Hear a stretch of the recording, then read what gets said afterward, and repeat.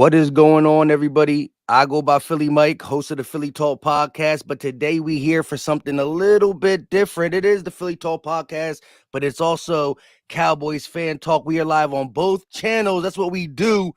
It is going to be in Dallas's house, so I should have came on the road for this video, but I need my home team support. It's all Shout out good. to Notification Gang on both sides. CFT, introduce yourself for the people who don't know you on my side. What's good with y'all? It's your boy, Mr. Rome, aka CFT. You know what I'm saying? Representing the team you love to hate. You know what I'm saying? Let's get to it. Yeah. So the last time these two teams met was only 6 weeks ago, 5 weeks ago, and it was in Philly. And the Eagles did their famous trail by half. You know what I mean? We've been doing that late. That's how We y'all did call it. against It's famous now. the famous trail by half, but come back. But it bit us big time against the Niners. And I don't think we could do that against you guys as well in Dallas with your fans rocking. CFT told me backstage he's going to be in the building. Facts. So it's going to be loud there in Dallas. They know what time it is, the same way we do. But I look at this game like it's not for all the marbles, but in the same sense it is, because there's still some games to be played left. And if you had to pick who had the harder schedule remaining, it'd probably be Dallas. But a win like this for Dallas could catapult them to just doing whatever they need to do to finish. So what is your take on this game being the game that defines who wins the NFC East? Yeah, I mean, I'm gonna be real with you, man. I don't think this game is for the NFC East for a week. You know what I'm saying? It is what it is. It's more so a game for psyche. It's a very important game for both our psyches. We still, I think, if you do all the exact tiebreakers, I don't know if we would have the division lead. But what we can do, and what I would love to do, because it ain't always it's about chess. It's not about checkers. It don't matter if we don't get the division lead, because if we beat y'all, we can mess y'all up from getting y'all home field advantage. It's almost like if I can't get it, you can't get it neither. Because if we beat y'all, it puts San Francisco in the driver's seat. Now, look, I hate San Francisco as much as you do. Trust me. They did the same thing to us. But sometimes it's about taking something that's a plus for y'all away from y'all. So we need to win this game. Of course, we would probably I think we'd be in the division lead for a week. But we got Buffalo, Miami, Detroit. We got a nice little slate. You know what I'm saying? I plan on running the table, but that's a hard thing to do. So it's 1 week at a time. But I really want to do this. It's a psyche game. Because, like, from your fan base to your team and your coach, I don't feel like right now y'all respect us too much. I think y'all look down on us. I think y'all think we just a stepping stone. So that's why I'm looking forward to playing this game, because I really, really genuinely feel like y'all overlooking us. Y'all like, we down. Let's just use Cowboys to get back up. And I'm like, that's a bad way to look at it. I've been listening to you and Brunson, and I've been listening to your Jacob Media and all your actual reporters, and the whatever the dude is that y'all Elliot don't like, Elliot Parks, and everybody. It's like y'all really don't put no respect on y'all. Like, y'all ain't played nobody. Y'all not really good. It's like y'all think it's a mirage. So that's why I've been just like, I can't wait. Let's line it up on Sunday, because I cannot wait, because everything is in y'all favor. There will be no excuses. Except for the Vegas line got you winning favored by 3. But I hear you. I hear you. I know y'all got y'all favorite ref there. Hey, we just found out about that. Y'all got y'all favorite ref there. Y'all got Dallas Goedert coming. It's a big party. Everybody coming back. Cunningham coming back. It's a big party. Y'all about to sign Sue and Ertz. And y'all like, yeah, we about to do the dang thing. But listen, we needed that, because I saw the picture of you having your own referees at practice and stuff. I'm like, yo, what's going on with Dallas? Man, we the most penalized team in the league. We gotta tighten up. I hear you. Real quick, shout out to Eschew with the $5 super chat. Hi, Rome. I'm curious about what state you are in. Also, do you honestly think we have a chance to beat the Niners in the playoffs, and how we game plan for them? Go ahead and take that real quick. Well, I'm on the East Coast. I don't really be telling the state, because I don't be wanting to get ran down on. But I'll be in Dallas on Sunday. I'm not in Texas. I don't live in Texas. I'm on the Eastern Seaboard. As far as that, you said, honestly, hold on, let me make sure I get that question, because the chat was blocking it. Honestly, do you think we have a chance to beat the Niners in the playoffs? How do we game plan for them? Hey, look, we will get to the Niners, I promise, but we got to handle business in front of us. And we, like I just told Mike, we can't overlook them. That's their problem. They overlook us. We lost the ability to overlook somebody when we lost to Arizona. Facts. Last time this year, I feel like this thing, the saying that's been going around the Cowboys locker room since Arizona. Remember Arizona. That's a thing that rolls through the locker room. So we got one of them on our resume too. We lost to the Jets. Yeah, you know? So we haven't been able to overlook nobody. I'm not overlooking the Eagles. My confidence has nothing to do with me thinking the Eagles are bad. My confidence is, if you watched it, you saw how confident I was when we first lost, Mike. We had just lost that game. I was one of the rare people that was not mad. I gave y'all victory. I also think the national media played it as I think y'all got as much credit, if not more, for the loss in the way y'all lost, because down to the wire, than we got for the win. Yeah. Look, I was just like, look, I feel like you did. Since I got you here, I feel like you did after the Super Bowl. That's the best way to put it. When you left the Super Bowl, I heard all of y'all say the best quarterback lost that day. Is that not right? That's how I feel. Whether you agree or not, that's fine. But that's exactly how I felt after that loss. I say, you know what?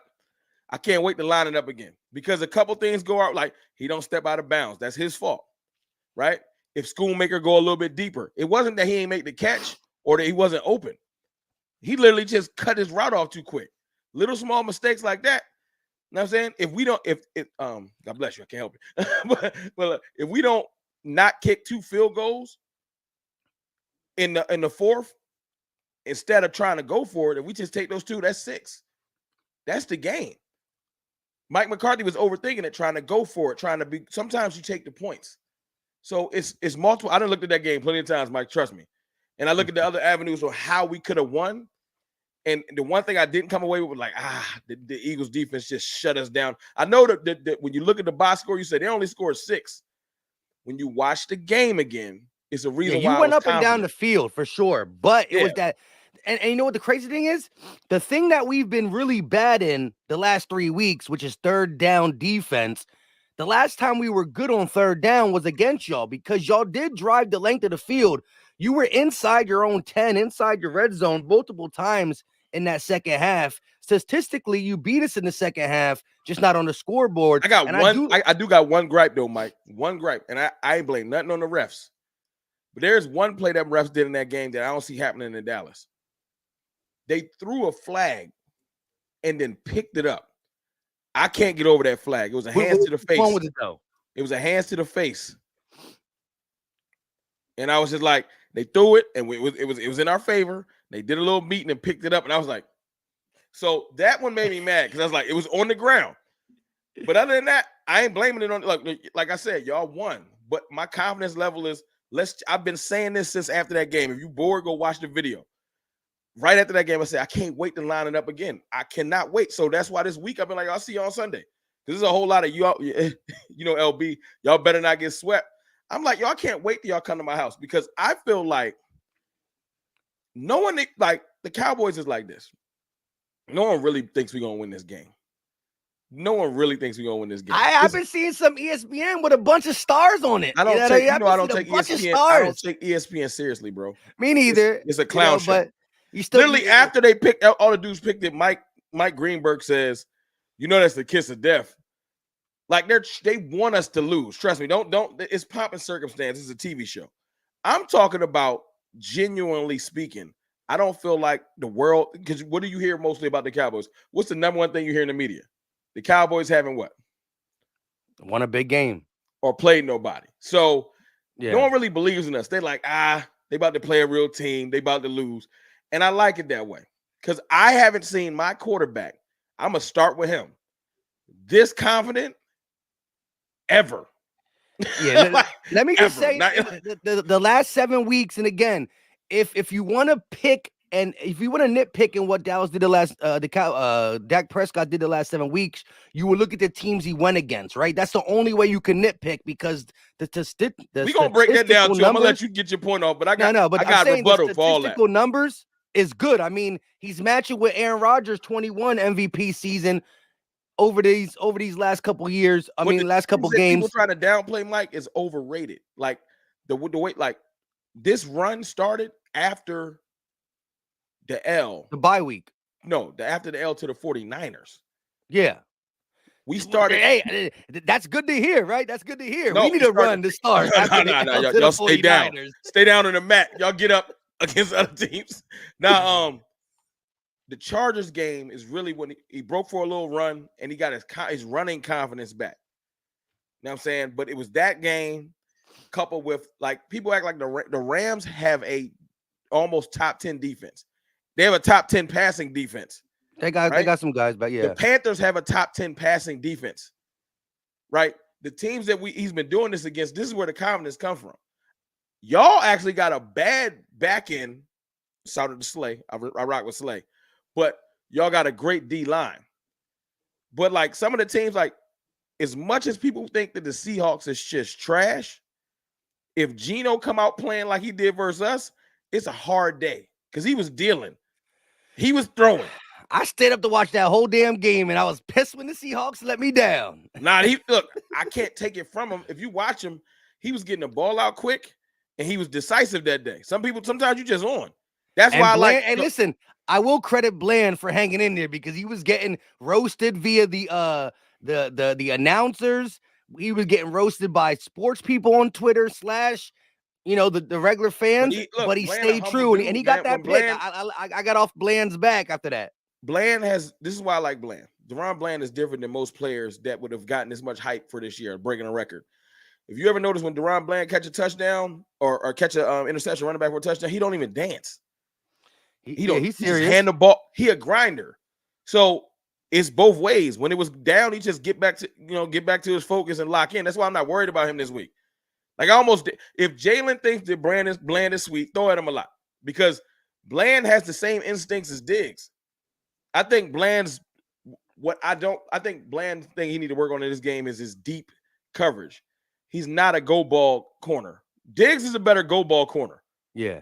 Diggs is a better go. And that's what Smitty got him on last game. You know what I mean? Had a step. He didn't. But we gotta put a safety over the top. You can't. I respect Smitty. I ain't stupid. But if you catch us with one single high, it'll happen. It'll happen again. Yeah. And we got the receivers that we could do it on both sides. AJ Brown's speed is definitely underrated. I like my matchup with AJ. When we switch, I like AJ versus Gilmore. Gilmore. I've seen it now in the last game, and I've seen it when he went against him versus the Colts. He can't run if it was like a race. No, but Gilmore's technique keeps him. He studies, so he knows when AJ about to go into that slant. Yeah, he's a little bit more physical, and he knows how to play the underneath stuff. But like I said, what I love about the Eagles and Cowboys matchup, right? There's a lot of marbles on the line. We know each other. There's a lot of film of Dak versus the Eagles. You don't have as much as Jalen versus the Cowboys, but there's a lot out there. We're coming in here knowing that it's going to be the physical team, the team that protects the ball. Like, this is a game where you have 2 or 3 turnovers, and that team most likely won't win. Real quick though, D Dragon with the $2 super chat. We in here. Go Birds. Appreciate that. Brandon said we elevated Bryant also, so time to take the top off. So you got what's his name? We elevated Martavis Bryant. Would this be his first game with y'all playing? Yeah. That is, I got to do a video on that tomorrow. I ain't even know. Hey, look, full disclosure, chat. I was there with the kids. I wasn't even looking at my Twitter for a couple hours, so I missed that. Appreciate that, Brandon. Well, that's going to be interesting. Although Cook has came alive the last couple of days too. He has 4 games, 3 touchdowns. Cooks is fine. We haven't had a true third. No disrespect to Gallup, he just ain't the same Gallup. He okay, but that third hasn't been like put like this. How do you say his name? Oz. No disrespect. I really don't know. We call him OZ, but it's Alameda Zacchaeus, but it's OZ over here. But you know how you guys used to say we need a genuine third because Quez ain't getting it done. I've heard that from y'all. I ain't even trolling. And then you say Oz has been getting it done. Well, like Gallup will be on and off. That's what a third receiver is. Like some games he on, some games he off. That's why you're a third. And I know I used to think he was a second. I just think maybe the injury then took it from him. So that's why I'm curious to see, because Bryant been in our practice for like 4 or 5 weeks. So if they elevating him, they must be confident. So They see I just something. think They see something. I want to see something. But anyway, we'll talk about that another time. Titan Omega Music said, "What's happening, gentlemen? The Eagles about to get violated on Sunday night." Sheesh, you know how hard it is to read them words. Anyways, look, to each their own. I do think this is a game that again, I think this is one thing about Eagle fans that is different. And a fan, look, we were down in the dumps, Sunday, Monday, Tuesday off the big blowout with loss from the Niners quick. But listen, the Eagles players, they're under this management, under Jalen Hurts, they're able to flush it a lot quicker than the fans. But go ahead real quick. Now I want to ask you this, because like my Cowboys constituents, the cartel, they don't get the prize. I don't know if they go to your channel. If y'all want to rock with the Eagles content, definitely mess with my boy Mike. He killing it. But I want to hear from your perspective, because you a diehard Eagles fan, obviously. Y'all are hard on your team on another level. How did you feel after the game? And I ain't trying to trash the team. I just want to know how you feel, because the way y'all come with your team, I saw LB arguing with players. Y'all different. Yeah. So you let me know your perspective. Yeah, look, I'm definitely upset as it's going on. I'm more of I get my anger out in that live play-by-play. Like, as the plays are stupid, I get upset. As we lose the game, that little rant 30 to 40 minutes as I'm, crown Rizzied up, that's when I give it to him. By Monday, I'm always looking at the bright side. And if there's negative things to talk about, we definitely talk about them for sure. I just look at it as like this. We didn't capitalize early. The defense fell apart like it has been doing at times this season. I've seen some good defensive plays. I see some falling apart defensive plays. But I also really chalked it up to,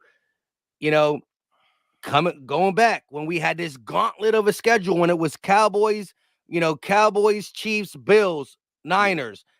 I said 4-1. I'm happy with a 4-1 there. We did go 4-1, but it looked different, and it felt different because we went 3-0 first, and then we got beat badly. So 3 games in 13 days is not fun for any team. I'll tell you about it. We coming off 3-11.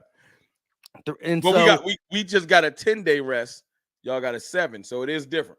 Yeah, it is different. But again, you look at it as, in the moment, y'all didn't feel like that loss was going to sit well when y'all got blown out. But, you've built off that loss. And the Eagles have shown me in 2 years of full football that they respond, whether it's losing to the Commanders, losing to the Jets, losing games with Minshew. The Eagles have respond when it matters the most.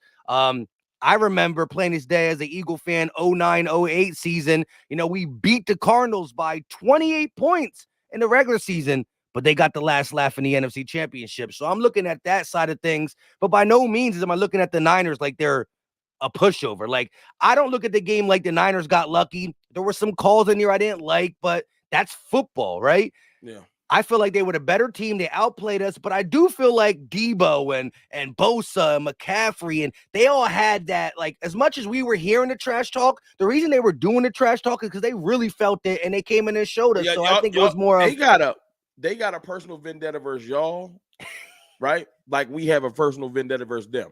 Unfortunately, they've been working us out, but we hate them, and they just been getting upper hand. They hated y'all because of what happened. So that passion was from that. They wanted to humiliate y'all because they felt like y'all humiliated them. That's where that comes from.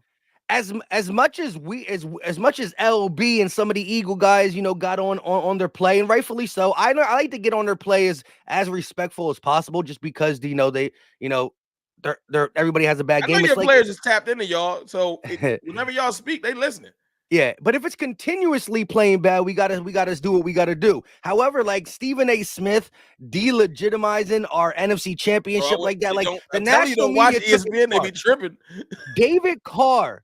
Now, again, I understand what Carr was saying in the fact that I understand that he was trying to say because he thinks that Hurts is hurt. All right, but he still went a little too far to say that Marcus Mariota will be more productive, that Jalen Hurts can't throw from the pocket. Listen, I went back and watched the game. There were some plays that Jalen Hurts missed from the pocket. No ifs, ands, or buts about it. But that's football. It happens to every good quarterback once in a while. But to say that Marcus Mariota will be more productive and blah, blah, blah, I understand the injury premise, but no, like the narrative really flipped on us. We went from, a lot of teams, top one or two teams, and I think we fell far in a lot of people's mind, but not in that Eagles locker room, and that's the most important thing. Real quick, though, Stark said, keeping it a buck, Dak is playing phenomenally. So this game can go either way with our back end issues, but my birds got to be on one this weekend. And I agree with him. Look, I think this is going to be a high scoring game. I do got mad respect for your defense, but I saw a little kink in the armor against Seattle. You know what I mean? What you saw was exhaustion. The same thing you saw with your team. Yeah. 3 games in 11 days will do that to you. True. And again, this Eagles game, like, the way it flipped so quick was crazy to me, because the first 2 possessions, not only did Brock Purdy not get a first down, Brock Purdy looked scared. Brock Purdy and the Niners didn't even gain 1 yard. You're talking about 6 plays. Y'all had the whole first quarter. I watched that game. They was -6. They got their first down, and they scored 6 consecutive. So I don't know how and why and all that flip. I don't know. But again, it's a funny sport, man. It is. That's why I like it's the dismissiveness. If you pay attention to what I've been saying this week, different than last week, last time we played, there has been no Eagles slander. Because it ain't about that for me. I ain't got nothing to say. We lost last time. I've been just saying I'll see y'all, because I can't wait to line it up. I haven't called. I ain't saying AJ was like, if there was a time for me to pounce and hate, it would have been this week. But see, that's corny to me. Ain't nothing to hate about. Y'all lost y'all game like we did. I threw a slight joke or two, but at the end of the day, y'all beat us. So we got stuff to handle. Like, we genuinely can't celebrate that. That's their victory. We got to go earn our own victory over y'all. So I'm ready to just lock it in, because the way I look at it is this, man. It's something about football, like a game of confidence. And when you see somebody got a lack in confidence, it really shows that they play. Like when Dak looks across the field to sees Fred Warner, it's something, you can tell. It's like he got the yips. It throws him off. Now, I ain't saying that's forever. I'm just saying that's what it's looked like. Well, now he gonna look over and see Shaq Leonard. But he not. But that's the thing, though. Like, I'm just kidding. He's not Fred Warner. I don't think he's afraid of y'all, and that's why he just lets it fly versus y'all. That's not me thinking y'all trash. You know what I'm saying? Twitter's one place. I'm being 100% honest. I'm keeping it a buck. Y'all team not obviously trash. You can't trip and fall and get to 10-2, right? Mm-hmm. But for us to be 9-3. That's a game. Let's just be literal. That's a game. Yeah. Right? The dismissiveness from your side is why I have confidence, because your players, unlike most teams, really, really listen to y'all. But they listen more for they listen. They locked in. They locked in. So when they hear y'all just saying the Cowboys ain't playing nobody, this is going to be a walk in the park. And when they look up and be like, I forgot Micah Parsons was over there. Like, when you remember, I heard earlier this week, I said, y'all forgetting about Micah. Dude looked me dead in my face on Twitter and said, Micah never do nothing versus the Eagles. He had 1.5 sacks last game and 5 tackles. Whenever that start being a bad game, please tap me on the shoulder, because that's a great game. But see, it's over. But you know what's important? Jalen Hurts understands who Micah is. Nick Sirianni. I watched the interview. I've been tapped all week, baby. I'm watching y'all interviews this week. Listen. Eagle 97 XXV 4973122222, who's talking that trash on Twitter. Hey, I'm glad you an Eagle fan. I'm glad you talking spicy, but look, and I was hyped a little bit by what AJ Brown said and stuff, but it still wasn't too cocky. It was the fact that it's like pretty much what we're talking about. Well, we're going to get the best Eagles team in the last 2 years, even because that's why I love this game. It's a litmus test. We're going to get the Eagles team. It's not just like confidence. We're getting a pissed off Eagles team. Yes. Right? Yes. We beat this team. It's different. We're getting a playoff performance. Y'all going to put it on the line. This is the first playoff game of the season, low key. So I'm gonna get to see. It ain't look. I'm a power of the tongue person, so I'm not saying if we lose. That's for somebody else to say. But I want to see my team lining up versus what supposedly, if I asked you, the best team in the NFL that's pissed, a pissed best team in the NFL. We come out there and win close, dominate, whatever we do in a positive fashion. Oh, our psyche is different because you can't. I just saw you beat Patrick Mahomes, right? I saw you beat Josh Allen, right? So if Dak come out there and get his W, ain't nothing you gonna be able to tell me. I ain't even gonna really need to say nothing. I just needed to get done. But as most people always forget, it's way more than the quarterback. Because y'all got it. Like as much as Jalen and them might get busy. Oh, it's the team. This is a team. This is gonna be a team win or a team loss for both squads. I want to put y'all linebackers because y'all arrogant Eagles. Y'all arrogant. Y'all the only team I know throw a person out there with less than a week of practice. It happened, yo. It happened like that. Nah, y'all ain't had to do that. Y'all could have held it down and let Shaq Leonard get a couple weeks, but y'all too anxious. That's why Byard been looking crazy. Because y'all threw him out there and be like, learn on the fly. And then when he getting better. But in the beginning, that ain't fair to him. Y'all should have gave him 3 weeks. So when Shaq Leonard's out there trying to cover Jake Ferguson, and I said it with my chest, because he not Jake Ferguson from last year. He got confidence now. I watched him go against Jamal Adams straight like that confidence is different. Yeah, but he not the same cover guy. He always been a box. But it's all about confidence. Not only did the play before when he tried to hit him, like, you know what I'm saying, and he got up, he did the, you know what I'm saying, in his face. And Jamal Adams, a big part of his game is intimidation. Yeah. He want to intimidate you. I'm gonna do this, that, and other. Jake Ferguson was like, and then the next play, Dak threw it to him. He caught the touchdown on him. Like, confident. I'm telling you, it's a game of confidence, man. My team is confident right now. They don't feel like they can be stopped. That's why I'm like, okay, I know what y'all thinking. Y'all thinking, okay, we about to beat Terrence Steele like a drum. Like last game. All the sacks came versus the same dude. Because Tyron Smith ain't give up no sacks. No. We made Josh Sweat switch sides. It's little stuff like that people don't pay attention to. Josh Sweat don't never switch sides. Tyron Smith was so dominant in the first game, I saw Josh Sweat rushing from the right. I was like, now go back and watch that game. Josh Sweat, that sack he got was versus Terrence Steele. They was trading off him and he's always the right. He's always on the right side. He went over to Hassan side. They switched because Hassan thought he can get past Tyron Smith, and he learned. Oh, look, Tyron Smith is good. No, now he got the fountain of youth this year. but let me just say this though. That is what the Eagles are holding their hat on. Again, I know. I have a little faith. The numbers don't back me up, but I have faith if this back end can stay on the field, meaning stay healthy, meaning keep our linebackers up. I feel like we have enough time from here and now to the playoffs to get that defense playing better ball. But we don't got that time to get chemistry. I want y'all to fix that versus to go to Dallas. Fix it versus Seattle. That's what I'm saying. So we definitely putting this on the fly again, right? You got Zach Cunningham coming off a hamstring injury. Too, bro. You just told me earlier, nugget, behind the scenes nugget. You told me the Patriots snatched up Ellis. Yeah. Your depth is bad as ours. That's why we wanted Shaq. Yeah. If y'all rush Cunningham back and he snag another hamstring, where you going to? Because I know Shaq playing. Is N'Kobe coming off? Nah, Nicholas Morrow will be in. The guy who allowed. Okay. Yeah. Well, look, I at least respect him. He been balling this year. I ain't gonna hate on him. He has, except for he got exposed. Our whole linebacking core got exposed in the Niners game. It was a bad. I watched my team look like not my team. The Niners. Me and you both got to.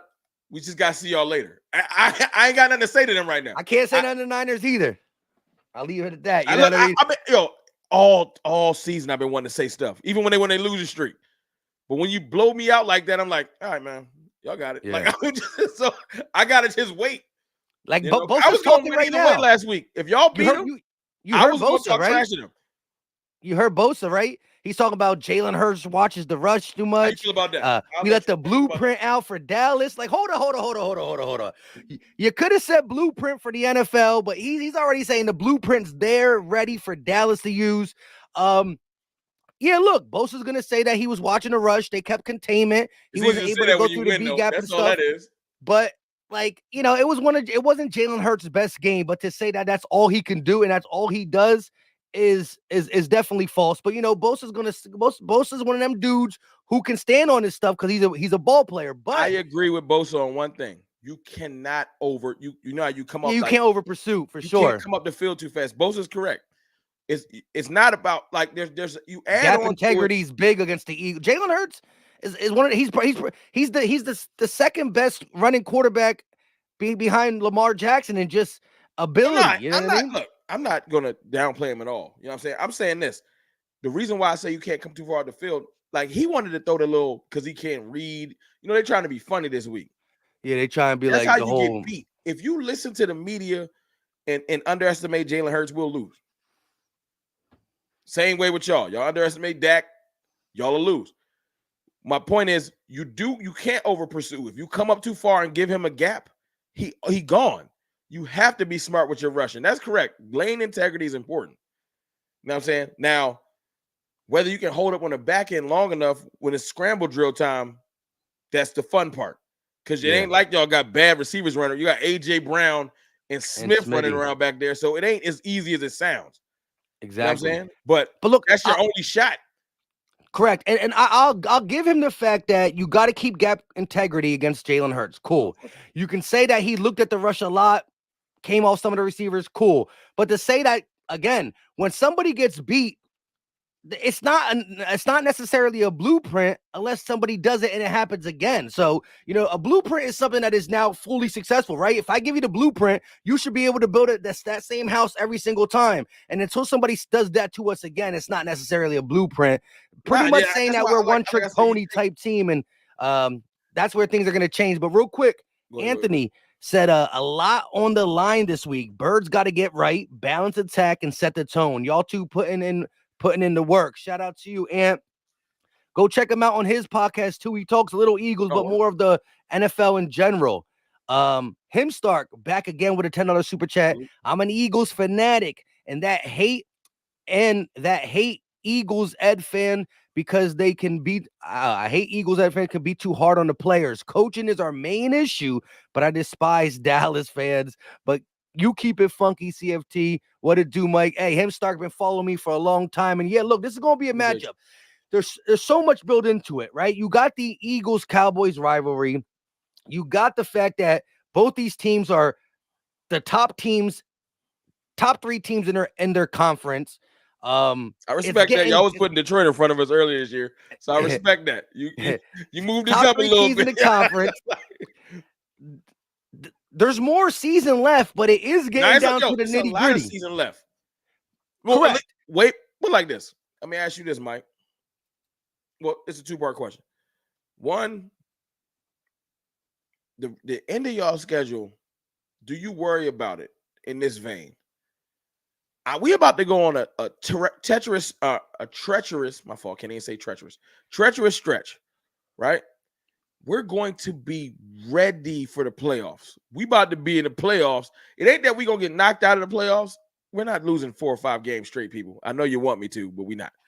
So, more than likely, unless things work in our favor, we're the wild card. I've already came to terms with it. It ain't no big deal, especially if we get Atlanta, because I'm going to be in Atlanta in person. But so I ain't as mad as everybody want me to be. NFC South don't scare me. But my point is this. Do you think that taking almost a virtual month off can mess with your team? Because to have Giants, Cardinals, Giants, and then let's just say you get the 1 seed, you get a bye. You ain't going to play competitive football for 30 days.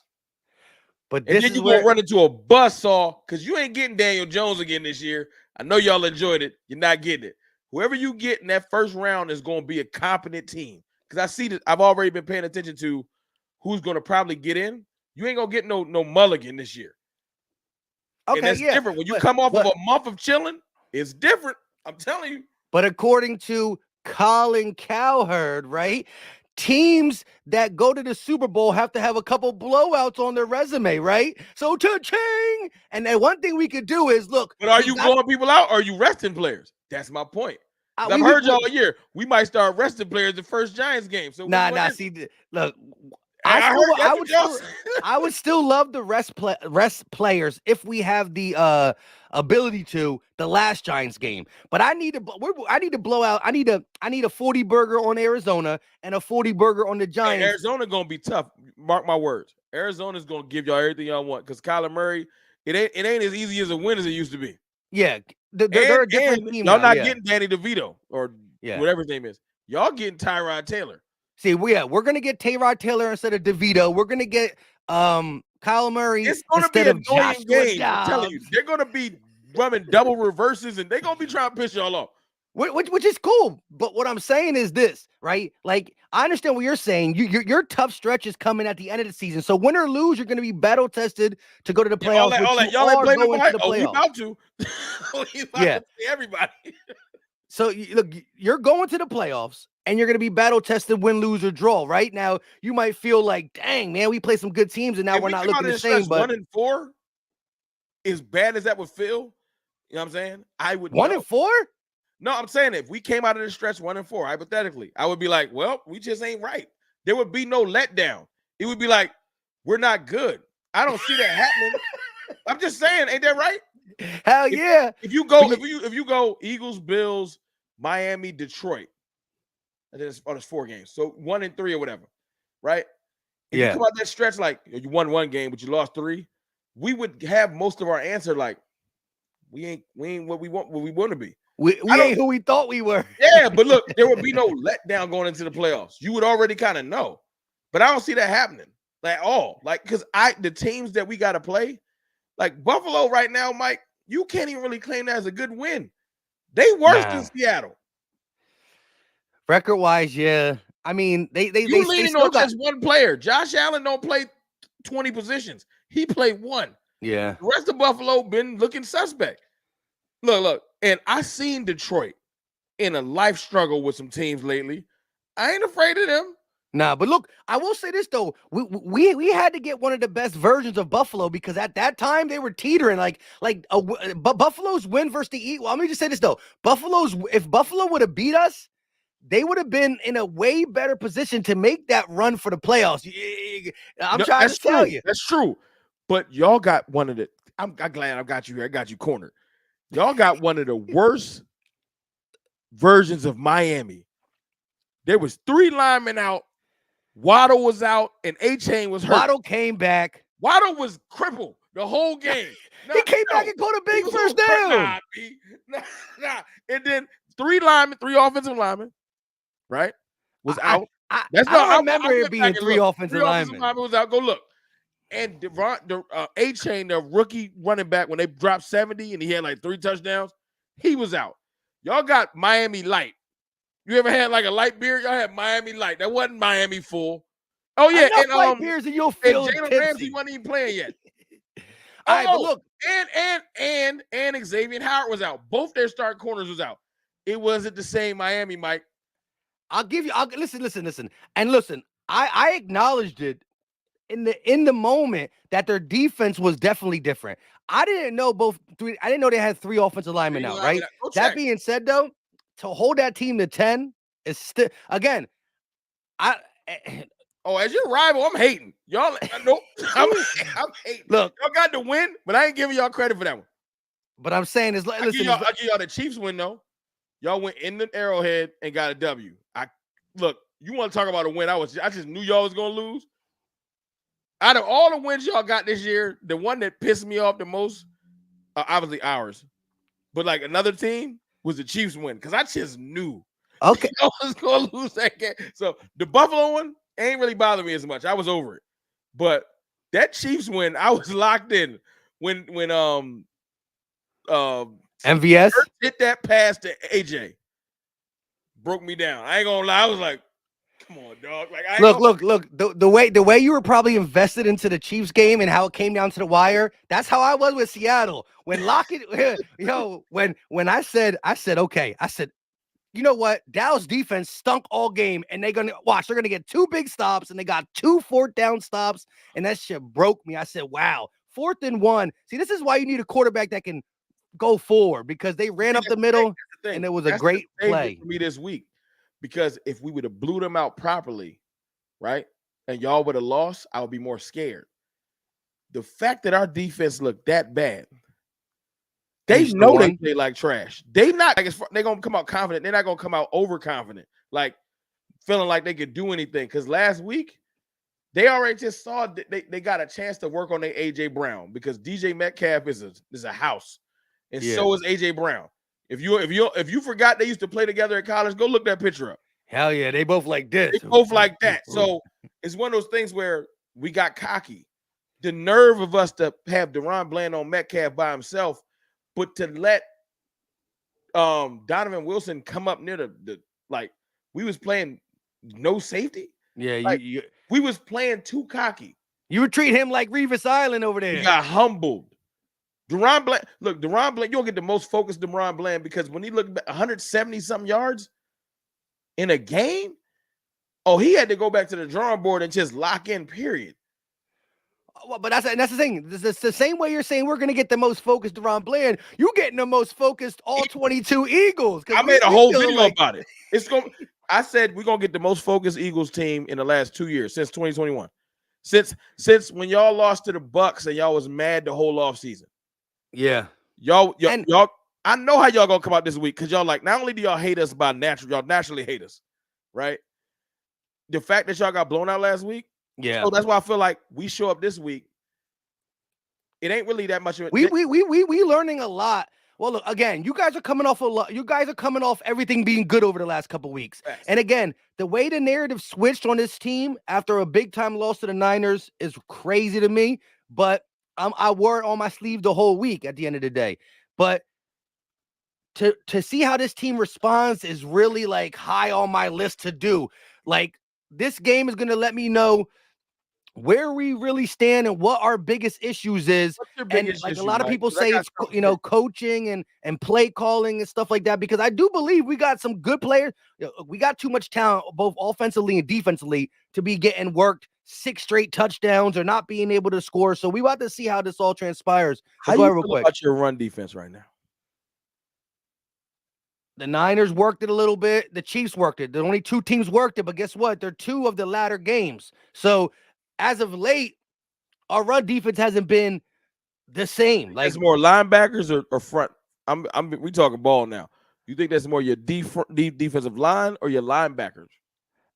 To me, it's been more that we are dropping in coverage. We're playing a lot more coverage, and we're leaving some empty boxes, believing that our D linemen, our 5 front and our 4 fronts can get it done. Them on the island. Yeah, and a team, and we didn't expect that versus the Chiefs. They came out crazy with some stuff. We expected that with the Niners, but their trickery, man, they motion every single play.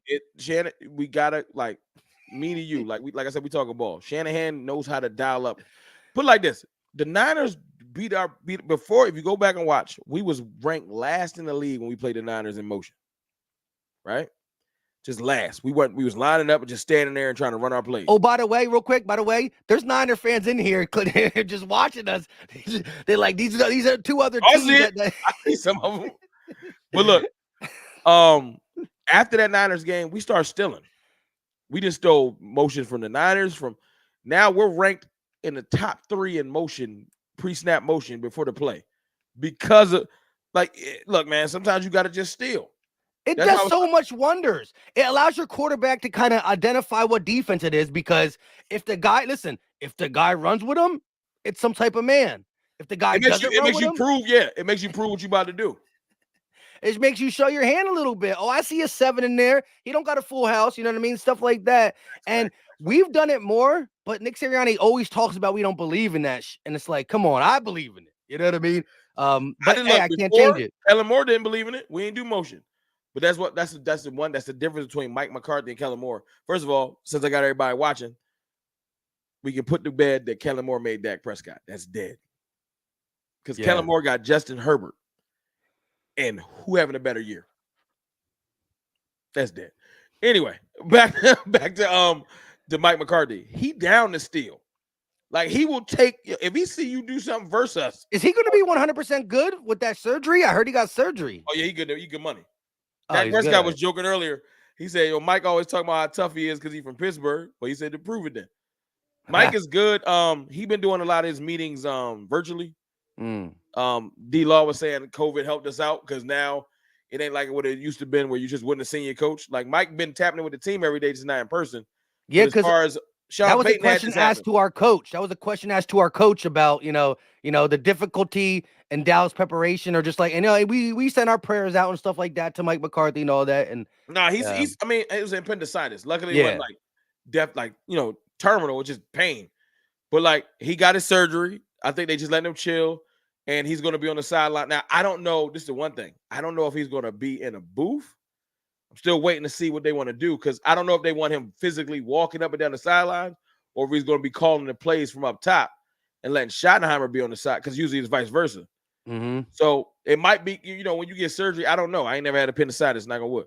But I do know he's heavily involved. And look, all intents and purposes, man, as much jokes as Mike get, and you've been around. Mike McCarthy been getting clowned.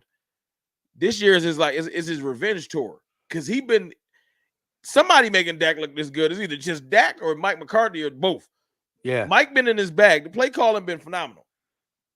Dak is playing phenomenal, especially after the bye. It's confidence. It's a game of confidence. When your team loses its confidence, this is how you see teams flip. Like you saw Denver earlier this year. When they lost by 70, they was like, oh, Denver about to start just selling players off. They won 2 or 3 games. They confidence flipped. And then it was like, I don't think nobody want to play Denver. That's just kind of how the game goes. It's one of those, It's a what have you done for me lately league. And look, and that's why I have the utmost confidence in this Eagles team who's coming off a Super Bowl run, right? And a lot of teams who come off Super Bowl runs don't start 10-2, right? I give you that. You're right. I also look at this team like, we've been down in games, and Jalen Hurts is now breaking records for being down 10. It's not fun being down 10, but like when you have a guy who's now came back as much as he's done this season, not last season, it lets you feel a certain amount of comfort even in being down. Until that clock hit 0, these guys believe. Well, we believe it didn't work against the Niners, and I didn't like the fact that Nick Sirianni kept my guy out there that long after almost, suffering. I had fun with that one. Like that's when the jokes came. I ain't make jokes about it a lot, but I was like, oh, garbage time, cool now. I had fun with that one. I ain't gonna front. Normally we don't do that. I think Nick Sirianni would just like, I think he was shocked that we got blown out. But real quick, I think some of that got to do with the player. Hurts don't want to sit. You asked Jalen Hurts, you want to come out? He said, I ain't coming out. He'll come out in a win for sure, but he don't want to come out in a loss. He don't want to abandon his players. Look, I respect it because I've seen my quarterback do it for years. The difference is, it's funny when it's Dak Prescott. Oh, here you go, trying to win. Yeah, he's trying to win.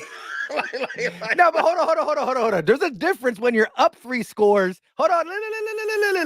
There's a difference when you're up 3 scores, trying to get a touchdown versus the Lions last year. 6 fourth quarters this year. Yeah. This year, he want to stat pattern, he could be at 36 touchdowns. He could have stayed out there.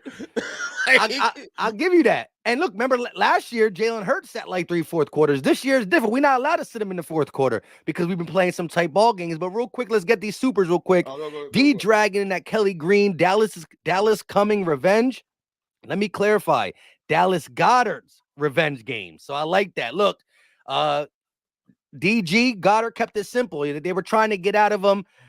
Do you think it was a dirty play, or do you have any more extra motivation? No dirty play. Y'all was tripping. DG said it was just the luck of the draw. Blah blah. You see how little Marquise Bell is? He was trying to do anything to get my man down. They think he a ninja. You think I'm about to break his elbow. Like, what do y'all think? He just trying to. It looked a little. Nah, I'm just kidding. Look, Marquise Bell is nice, but he ain't a ninja. Yeah, I hear you. Dallas got like 6'7". But look, shout out to DG for healing so quick. There was some talk about him playing versus the Niners. Y'all been rushed. Y'all rushing some players back. If Cunningham tweaked that hamstring, y'all gonna be mad. I am. But if we lose this game, I'm gonna be mad too. Y'all 10-2. Y'all acting like y'all on the precipice of losing the playoffs. No, but listen. There's a big. You should know this. Y'all are a different team at home. Period. Yeah. And we got blown out at home. But listen, there's a different vibe when the playoffs go through the link, and we want that back. We want that. Look, We want the that's playoffs to my go to the link. biggest thing. Listen, Everybody think if I was we gonna say, look, I want the division. If it can happen, it can happen. But I've mentally, yeah, all you got to do is just own your reality. Own your reality. Stop. Don't trip. My reality is this: if we really, really, really, really, really, really wanted the division, we shouldn't have lost to Arizona. But we did. That game has come back to bite us. It is right there. The other two losses I can live with. The Arizona one, we was emotional because of Trayvon Diggs. We went out there playing hero ball. We got beat by Josh Dobbs. We got to own it. So if we end up playing on a wild card, it's our own fault. But what we we can say the can same thing do, with the Jets. what we can do is play spoiler. If Yeah, we but can beat listen, y'all like I think we can, the Niners can catch y'all. Y'all gonna turn when we beat y'all, and I'm just saying it because that's how I feel. Y'all gonna turn into Ravens fans because the only team that can stop the Niners from getting that 1 seed is that Ravens game because they play the Ravens. true. Y'all gonna be bird. Y'all gonna be a different bird for that week. Look, let me just say this real quick before, and I want to get a couple supers out the way. Look, regardless of what's going to happen, and we're going to get more into what we actually think is going to happen in this game, Sunday night, like some takes and whatnot. Yeah. If we have to play you guys again in the playoffs or the Niners, can we go on the road? Do I have again? I want to see what happens the rest of the season. But third game versus us if you sweep us. Well, listen. All I'm saying is, if we play against the Cowboys and the Niners in a really meaningful playoff game, I need that to be in the link. And that's what I think everybody's fighting for as an Eagle fan, and the team knows. The team knows. Although we got blown out by the Niners in the link, I don't see us getting blown out twice in the link. We lost to y'all in the link, but we had, in all intents and purposes, I feel like we had a good game in the link, and the Niners had a good game in the link. At the end of the day, good football will be played wherever it needs to be played at. So I'm not saying that the home field advantage don't matter. I'm saying that I'm preparing myself mentally, and my team need to be too. We just need to handle our business, control what you can control. But let me just say this: if we went out and y'all slip somehow, maybe we get the number 1 seed. But I can't. Yeah, you can only do what you control. Well, you know how you could bank on it before? Like, you can bank on it, Mike. You can say we're getting the number 1 because you're in the catbird seat or whatever they call it, right? You're still in the driver's seat. I'm way out of that. I'm in the hope season. I handle my business and hope that something else happened. Because with the tiebreakers, we've lost too many games in the NFC. Yeah. That's what really hurts us. I did do the math. Yeah, you're right. So just say, because I don't believe it, but say the Cowboys win, right? We're both 10-3. What it goes down to next is division, and we both split. So 10-3 with a split, it would go to y'all lost 2. Y'all lost 3 games in the NFC. We lost 2 games in the NFC if we lost to y'all. So we would still be mathematically ahead of y'all, even though we would share the same record. That's why everybody think. Look, I put it out there.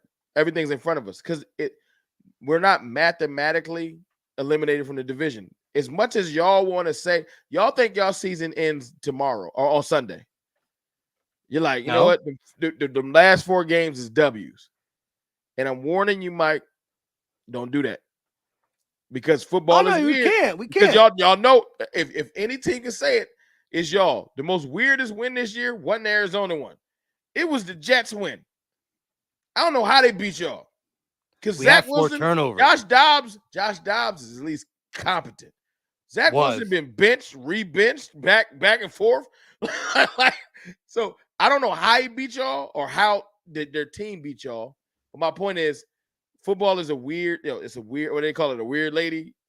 I'm telling you, if you think that just the Giants is gonna lay down for y'all, they hate y'all like we hate y'all. Yeah, but the whole point of that game would be like, yo, let's mess up their playoff seeding. You're right. Look, we gonna take every team seriously, but right now the only team that we gotta take serious is the Dallas Cowboys right now. Real quick, Mike Jenk said 7:04. You know what time it is, Mike? You better tell him. Shout out to you. Him Stark said, I have not heard red one Eagle player dismissed. Again, this was back when we were talking about this. And vice versa. We were respectful this week. Players don't dismiss. Now, I like what AJ said, and AJ's pretty much said what a lot of people should be thinking right now. The food is on our plate. Why? Because we have the better record, and we can't let the Cowboys take the food off our plate, right? I like the analogy, right? It's a little extra, but that's what it is. Right No, now, look, the I'm food not is on mad. our Look, plate, it ain't even though no we're extra. away. This ain't like the year when Micah was down playing Hurts. Them days is over. What's good with you, Q? That's my dog Keith Murphy. He's like, yeah, he coming in here. Oh no, like he a Niners supposed to- fan. He was texting my phone. He be ready when they beat us and when they beat y'all. He be letting me know. But that's actually my dog, so I gotta live with it. But like You better I not can't text hate me on if you what beat AJ us. saying. AJ Don't real. He text like, me yo, if man. the Cowboys win. I'm just kidding. I'm just kidding. AJ just like, yo, this like AJ's like, we got the top spot. We've had it for almost 2 years. We ain't giving it up, right? But what AJ don't understand is he's gonna come to play. He is. Football is a thing. I got Hurts. I got your offense coming out there with their hair on fire, right? I almost want to receive the ball. I love to defer. I'm a defer type dude. But because of what happened, I almost want to receive and just go down the field. But I try to. I know y'all gonna come out there trying to run the ball because, like I said, your fan base almost dictates what happens. You seen the picture? You seen the I picture see y'all outside of gonna Novacare? come to run the ball, and that's fine. I want them to come out there listening to the fans. Listen to the fans, right? The fans think the Cowboys are sweet. You can run the ball down their throat and all that extra stuff. Because sometimes when you do that, when you go into a game like we're going to do this no matter what because they can't stop it, the thing what happens is if it does get stopped, it messes you up. We stop y'all running game on that first series, you're going to go back to the sideline like, what Cowboys is these? Because y'all told me we can just run the ball down the field. It'll mess you up. Y'all should be strategizing. But you know what I'm gonna you know what's crazy? Because I remember we did this stream prior to the first game, right? And I remember you saying to me, you said, and now I'm gonna say one to you. I don't want to because you said it to me, it happened, and you still had the lead going into half. It changed, but it is what it is. You straight said to me, if I see you're gonna know what time it is if the Cowboys go out and run the ball on first. Like you said something like, no. I say it again. I know exactly what I said because I know. Hey, everybody that's in my chat, everybody, let me just type in the chat. You right. When the Cowboys come out first series and they run the ball twice with Tony Pollard, A or B gap, and it gets stopped, and it's 3rd and 8, and it's like Dak Prescott save us, and we go 3 and out. It's usually a bad game. It's a bad omen. Every time I was like, here we go. Every time. That literally happened too. But when I see my team come out in a different bag, just different plays, it don't necessarily have to be a touchdown drive. It's just like, okay, they moving the ball differently. I'm like, okay, trust me, look at them. They know I'm right. Whenever we do, and insert Zeke. We used to do it with Zeke. A-B gap, first 2 plays, we get 1 to 2 yards, and it's 3rd and 8, and we just have like an out route or some type of stupid comeback route from Dalton Schultz for 6, and you get tackled. And they'd be like, why did we receive the ball? What was that? What was that for? So I'm telling you, that's my let me ask you that, since you know my scenario. What's the scenario offensively that would have you like Brian Johnson, your favorite coach, that would piss you off? What would you have to see? Like, would it be 3 straight passes? What would it be? Well, a lot of times it's 3 straight passes for the simple fact that, especially as of late, like Lane Johnson was missing, you go 3 straight passes. Against the Niners, you go 3 straight, you don't really want to see that. But I was going to see a scenario where we come out and the first play is a run to Swift and we get like 7 yards on it. And then we don't see another run until the end of the first quarter. You know what I mean? I'm like, what? That is something that when Swift get in his bag, y'all hard to stop. Who? Let me just be honest. When he in his bag, when Swift in his bag, y'all hard to stop. Because it's already hard to try to figure out y'all passing game because Jalen Hurts is a great quarterback. I ain't here. And he's +1 in the run game as well, yeah. So, but you got to make y'all abandon the run. Did people think y'all wasn't running the ball last week because y'all couldn't? They scored so quick. Y'all had to. Like, the fans don't want to realize that. It was like they scored like on 3 straight possessions. It wasn't y'all. I mean, it was the defense's fault. But my point was, by that time, Brian Johnson got to be like, hey, man, we got to get back in this thing. And he straight said it. The game dictated what we can and can't do and took us out of some of our things. However, there were some plays, man. When we did run the ball, bro, it was like an 8 or 9 man box, and we were just running RPO straight up into it. So it was like, I want to clarify. I want to run the ball, but I want to run the ball the way we were doing it in the beginning of the year. Like, not only are we not running the ball, when we do, it hasn't been productive. Now, you can say, again, Dallas Goedert is probably he's a top 3 blocking tight end. Maybe put Kittle in front of him as a block running game can't be on Goddard. Y'all got plenty good linemen. No. What I'm saying is, over these last 3 or 4 games, Lane has missed a game. Goddard has missed multiple games. Things like that have been part of the reason why we haven't been productive even when we do run the ball. So my thing is this: okay, that's cool if we run the ball 3 straight times, but if we gain 1 yard each time. I'm like, okay, you got to change it up too. We got to be productive when we run. We're supposed to be susceptible against the run. The last big games, right? The last couple times, big games, that ain't what been kicking our ass. If you want to really look at it, we ain't have a big run trouble versus y'all, right? We ain't have a big run trouble versus the goddamn 49ers. We held Christian McCaffrey in check.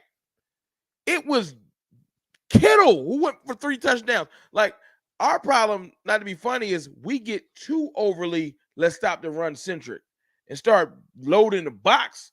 And then it'd be like, so that's our problem. We can actually get the running backs down, but we need to start being able to stop the run without over accentuating it, bringing up safeties and such. Yeah, we can stop y'all, but then now you got AJ Brown one-on-one with Bland or whatever. So that be the problem. That's the game of leverages. I'm looking at it like this, though, Mike. I know we've talked about everything under the sun. This game this week is really going to be decided. I'm telling you right now, your offense is going to come out with their hair on fire. Need that. Do I plan on us shutting y'all down to like 3 points? That would be beautiful, but no. Y'all a great offense. Y'all a great team. Y'all going to get y'all points. Definitely into the 20s. I can definitely see it. The game will be won on if your defense can bow their back and stop Dak Prescott. True. Now, the first game, y'all were able to. But the way I look at it, like seriously, the way I look at it, if the game is called slightly differently, we leave out of there with 13 more points. Like I said, that Schoonmaker play, that shouldn't even been Schoonmaker. That should have been Jake Ferguson. He scores. If Schoonmaker should have been running the pick, not vice versa. We should have learned from that. Let me just say this real quick. We'd have just took them points in that second half where we only scored 6. We left 13 points on the board. If we just take the points when we're down there and stop being arrogant, arrogance will get you beat. You down there, take the points, especially earlier in the game, not later in the game when you got to go for it. Earlier in the game, take the 3 because it's like, what is 3 going to do? It's all cool till it's 3, 9, 6. Y'all would have scored y'all 2 touchdowns, right? Difference is we'd have still been up by a point. If that Ferguson play goes the other way, we into the 30s. You got to play and stop being arrogant and thinking that every drive got to be a touchdown. Our field goal kicker ain't missed a kick all year. Yeah, he's pretty good. So my point is this.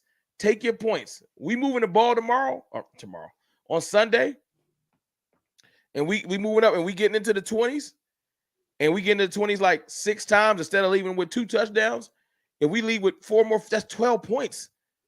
Take them 12 points because a 30-point score looks crazy when you think, oh, that was all touchdowns. But you might only score 3 touchdowns and got the rest of your 30 from them field goals. So that's what I just want Mike McCarthy to call a clean game and not be arrogant. Stop trying to chase points. Take them when you get them. Because if we can get Aubrey within the 40, that's automatic 3. Take your 3s. If we get Jake Elliott in 60 yards range, that's automatic 3. He's legit. I'm not saying he's not legit. My point is this. Kidding. Your I don't team want field goals. That's what costed us early in that Niners game. I want y'all more prone to go for it on 4th than we are. That's what y'all do. Yeah, we go for it. You know what I'm saying? I just want to start taking 6 3s. brotherly shoves this game, you heard? Yo, I don't even care about the brotherly shove. You know They the best about way to to bet stop the on that brotherly joint. We shove? need to get as many brother. We need a brotherly shove our way to the Super Bowl. I don't even care. Get up on the. You know who wasn't thinking about running the brotherly shove? Y'all last week. When you can get up 2 or 3 scores, the last thing y'all thinking about is the quarterback sneak. Yeah, true that. So the Niners got up so far, y'all was like, quarterback sneak. We got to get some points. We need a brotherly pass. Yeah, so that's what you go. You want to stop the brotherly shove? Score. The offense can stop the brotherly shove, not the defense. I hear you. I hear you. Let's get a couple super chats out, and then I want to get into the nitty gritty of the game. Okay. Because I do got some things to ask you. Popeye said, all of Philly, shit bricks when they hear Dak say, "Here we go." Let me just say this real quick though. I low key, I don't pay attention to it when we play because I do the live play-by-play and my TV's turned down. So I don't hear what the analysts say. I rewatch the condensed version the next day, but I don't hear it during the game. But because I play you guys with silent, when I watch your team play, that junk pisses it's so loud. Either way it sounded. Here we go. That's my joint. That junk wild. I like it because I like when a person find themselves. Yeah. Like I said, there's something about this year. I don't know if it's because Dak hit his ultimate low last year and he's playing like it can't get much worse than that. So he just been in his bag. Like last week when he flexed on Woolen, when he said, I'm big dog. I said when he ran the ball, right? He been running the ball more too. It wasn't about the run. It was just it's the difference. I was like, that's different. Dak usually hand the ball to the ref, go back. Like I was like, that confidence carries over when you feeling yourself. Remember when Patrick Mahomes had that wild scramble? He did it when he was down too. He was down a little. Y'all were losing he was down to score, right? That was right before the touchdown pass. So it's one of those things where it's not that I'm saying that Dak Prescott. I don't even care. That whole argument of where you place Dak at, I don't care. Right now, I know for a fact when people like your boy Colin Cowherd got to be like, all right, man, it looks different. Like and anybody that's not an Eagles fan, because y'all supposed to hate us. Y'all can't tell me it don't look different. I don't all this, but look who we've been playing. I've seen us playing bad teams for the last 8 years. It ain't never looked like his confidence ain't never looked like this. He confident. I don't think nothing, whatever happens on Sunday, to be honest with you, I don't think nothing can shake his confidence. My dog in his bag, he just, you know what I'm saying? And the way y'all was acting last year. That 1-3 scenario can shake a lot of things. If it's not happening, yo. We're too good of a overall, we're just too good of a team. This ain't even just about Dak Prescott. Like my confidence comes from like back in the day when people let us say this. This is their favorite line. We've seen this from the Cowboys. You ain't never seen this. You ain't never seen a Cowboys team with a quarterback this confidence and a defense with a Micah Parsons on it. Because back in the day, we ain't have a Micah Parsons. Back in the day when 2017 and 2018. What about rookie? What about rookie Micah Parsons? Yeah, that was rookie Micah. Say it out loud.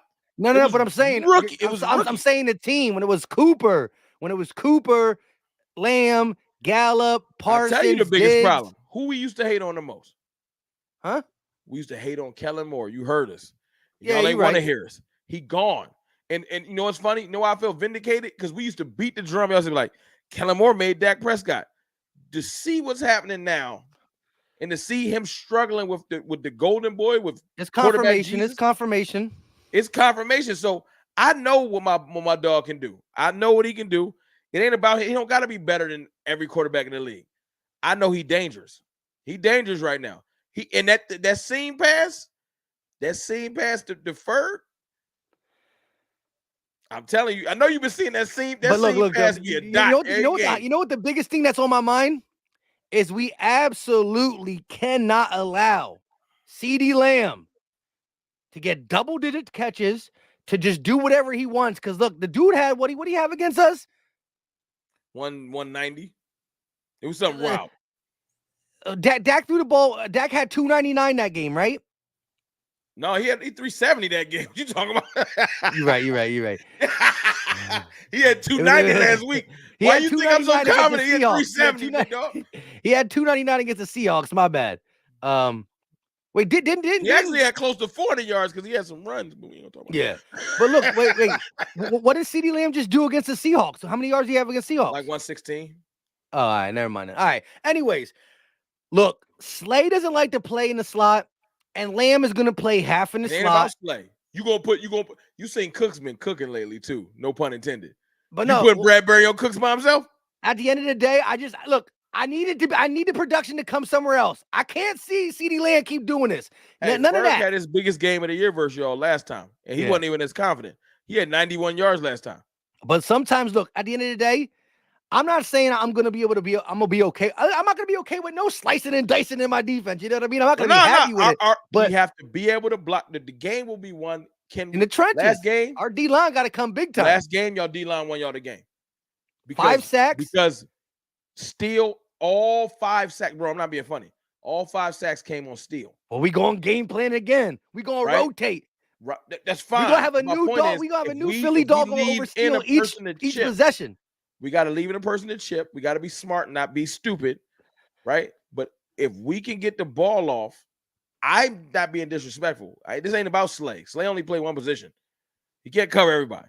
If we can get the ball off, we'll be able to move the ball on y'all. Because Shaq Leonard ain't a corner. Y'all ain't bringing new corners. I don't care how mad y'all are this week. The corners ain't going to get miraculously better. They just stay the corners. Y'all can be angry all y'all want. I mean, don't do like we did. If you get too angry, you're going to end up like us versus the Niners over pursuing. I am running wild, different misdirections this week. Because you know what y'all been telling them all week? This is how I know y'all going to over pursue all week. Y'all been saying y'all don't know how to tackle. That makes people over pursue. They're going to be trying their best to take people's heads off. I'm running misdirection all over y'all. But all y'all want to do is y'all been calling them Charmin soft. Like, that ain't even my words. This is from y'all. They are going to be trying to hurt us. We had top 10 tackling team overall. We just didn't tackle that last Sunday. Y'all been telling that Slay can't tackle. Y'all been ODing. And they're going to come out there trying to take our heads off. I'm running misdirection. I'm running double moves. Because y'all angry. Hey, listen, I'm cool with double moves because the longer the play is, the better chance my guys get to get home. I'll let one fly because as much as you want to think, keep sleeping on Brandon Cooks. No. I'm not. Listen, look. At the end of the day, I seen him. He got 3 touchdowns in 4 games. He's coming alive a little bit. All I'm saying is this, though. Look, 5 games. when something is working, when somebody's doing something to you over and over again, I just needed to be stopped. Like, yes, Sean Desai can say to me, well, if we stop him, someone else. Oh, well, I want to see it first. Let me see it to believe it. And I want to take this is what I want to do with y'all. This is the best way to beat you. I'm going to tell you my strategy since you want to talk about the game. Your offense going to get y'all. I don't care if Jalen Hurts throw 3 touchdowns. I wanted to take away the run, let Jalen Hurts get his couple of touchdowns, and let Dak Prescott cook. I don't care if y'all score 24. I plan on scoring 35. That's what you think? 35? No question. I just told you a scenario where we left 13 points on the board. And that it don't involve just touchdowns. See, when people say 35, you think I'm saying 5 touchdowns. I'm telling you, I expect my field goal kicker to be in his. I'm thinking, because everybody keeps saying, yo, just stop them in the 20s. I want my 3s. Give me my 12. Give me my 12, and then all my offense got to do is score 23. All right, but look, let me hold on. Let me 12 Think about it. I'll give you that. I'll give you the math. The math adds up. The math adds up. But let me just say this. All right, look. You can play the what if game on some calls. You can play the what if game on some left points of arrogance and we're not shutting you out. Y'all gonna get y'all points. That's why I'm not even gonna come there and lie to you and say y'all gonna score 16. Now y'all probably scoring in 20s. I just plan on scoring 35. Okay. Now hear me out real quick. Going back to the game in Philly, y'all play better in Dallas. Cool. But if you look at how y'all played statistically, minus the 3rd down conversions, it don't get much better. My whole thing is this. We saw the game where CeeDee Lamb. Let me just finish this. Let me finish this. CeeDee Lamb had his best game of the season. Dak had one of his most statistically best game for CeeDee Lamb yard-wise, best game for Dak yard-wise. Dak been balling. No. I'm not saying he had 4 touchdown games since then. I'm not saying he hasn't had more touchdown games or other good games. He had 300 on a couple teams, but he threw for his most yards. CeeDee Lamb caught his most yards, and y'all still lost. So what I'm saying is this. We've seen a scenario in which you played lights out, except for scoring, and you're talking about the scoring part of it, which is cool. But I'm looking at it like, but we didn't play lights out. We had plenty to go back to the drawing board and look at. We made mistakes. Schoonmaker did not run the right route. Dak Prescott stepped out of bounds. So if you're home, did not play the perfect game. So he messed up. You feel a little bit longer. Right? You feel a little bit wider. He don't step out in Dallas, right? No. It ain't that. It's when you make a mistake, you're more conscientious next time.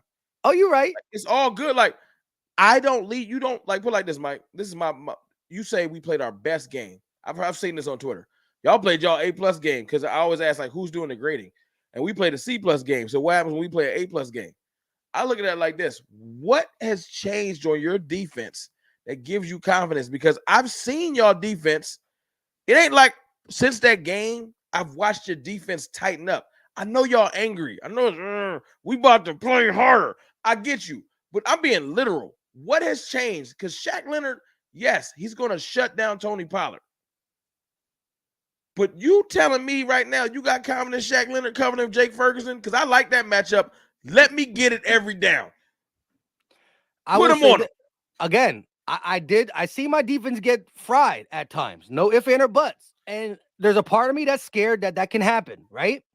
However, say what you want about the Dolphins, right? I saw there were times where Waddle, Tyreek Hill, and Tua were there, and we played more recently, like the Bills game, right? That whole first half we played great. No, I ain't saying that, but Gabe Davis, I don't think Dak Prescott. I ain't trying to hate on Josh Allen. Dak Prescott makes that pass. Slay got beat. Gabe Davis was behind him. Dak Prescott don't miss that pass. Not this year. It was an option route. He went the wrong way. We ain't running option routes though. We running. That's the beauty of it. The option routes is silly. That's why we sent that to San Diego or to LA with Kellen. We don't run those no more. We run definitive routes. We would have hit that pass. Well, hold on. Passes this year. Let me just talk about that play real quick though. So again, why he was open and why it was a bad pass was one of them things, kind of like how Jalen Hurts threw the interception against. It was the pressure. No, the pressure. But the thing is this: it was a zero blitz, and again, when your wide receiver beats a cornerback off the rip, sometimes they even if it's not a option route, they stem it like, oh, I got it for the whole thing. But sometimes as a receiver, you could do that, and it's cool. But when you do that when a zero blitz is, Josh Allen and both Jalen Hurts a couple weeks ago is throwing that ball off the 3-step drop back into a spot, and then you stem off. It is what it is. But what I can say about this? No. I got something for you. Because I agree with you.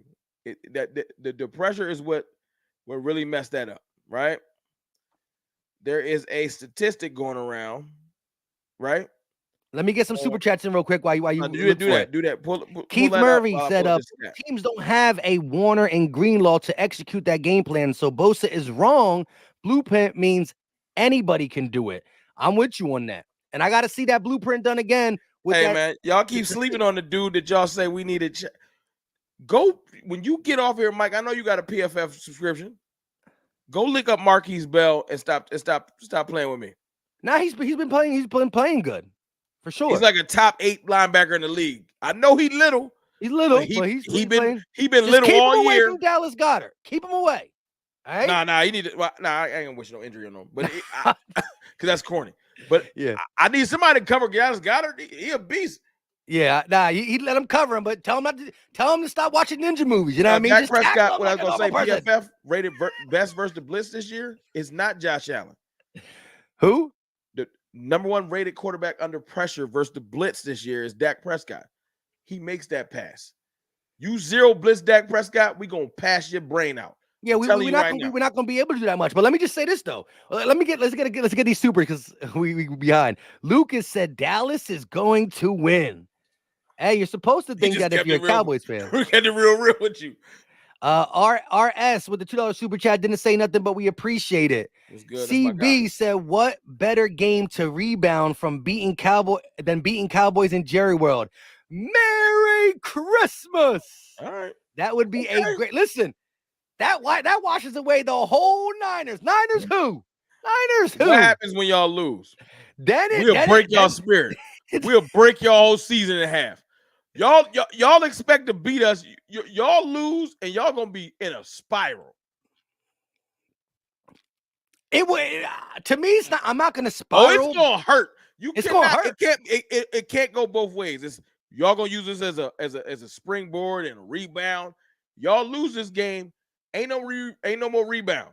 True, but you know as well as I do, there's always context in the loss. However, any loss at this point after losing to the Niners is gonna hurt. It's us though. It's Sting different. You know what's funny? You know what I love about y'all?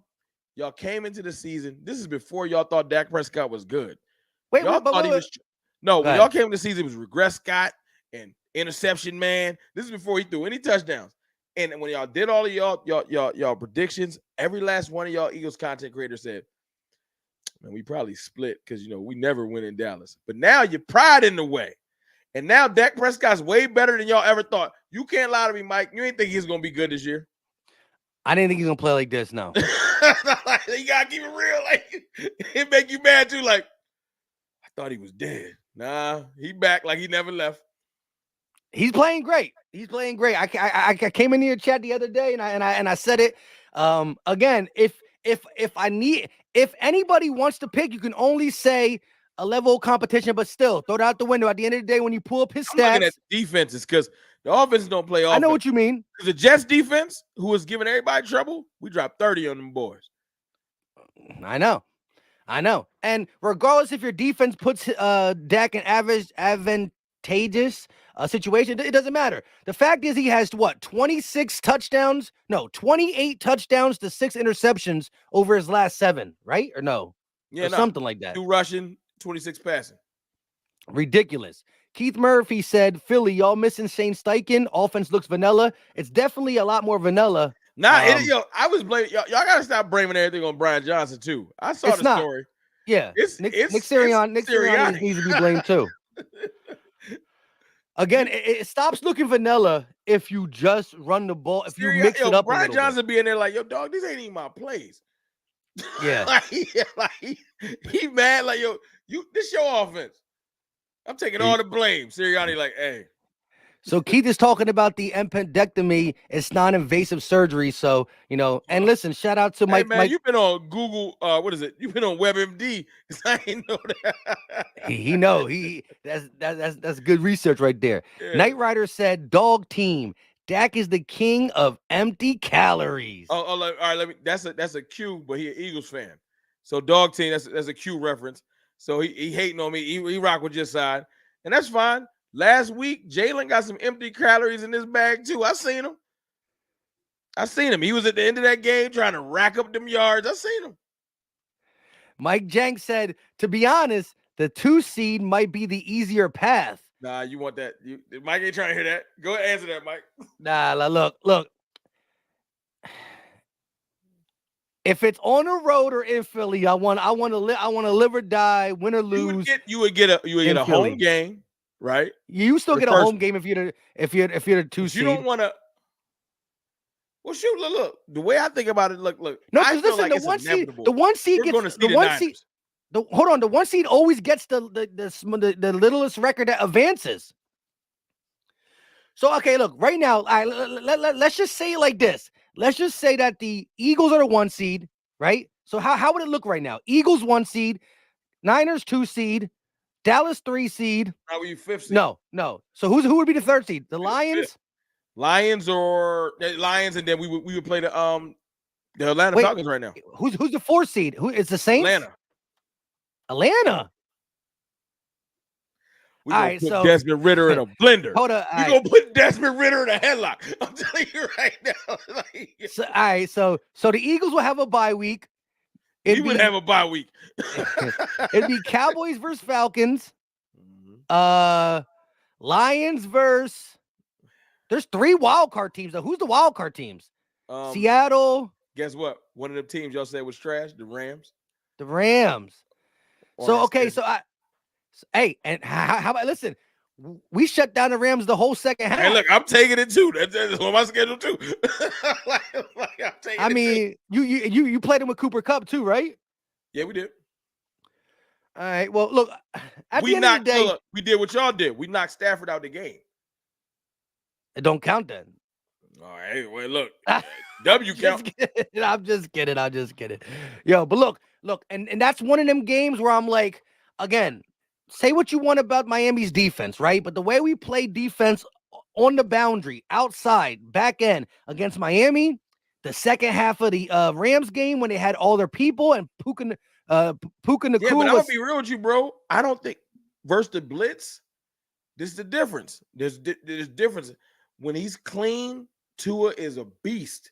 Versus the blitz, he's ranked one of the worst quarterbacks in the league.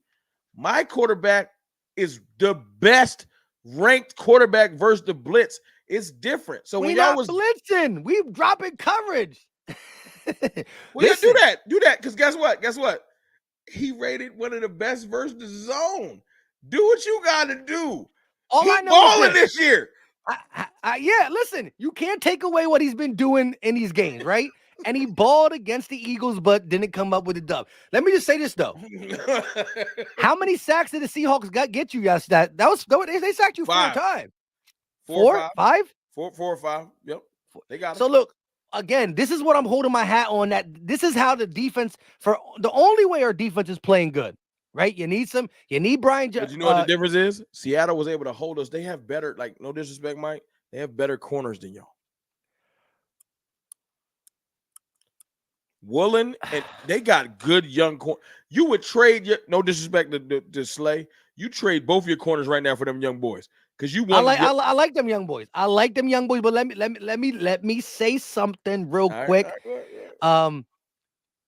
Seattle's defense is ranked pretty bad too, though. Overall, their corners are good. I ain't say their corners are good. Their corners are good. But again, our corners allowed 371 yards. You had 300 yards passing, but you also got sacked 5 times. And let me just say this. There were some sacks that Dak Prescott got out of with his legs. I will say this. Dak Prescott is running around back there. He's buying time. He's doing the Tony Romo spin. When you bored this weekend, go back and watch our first game, Mike.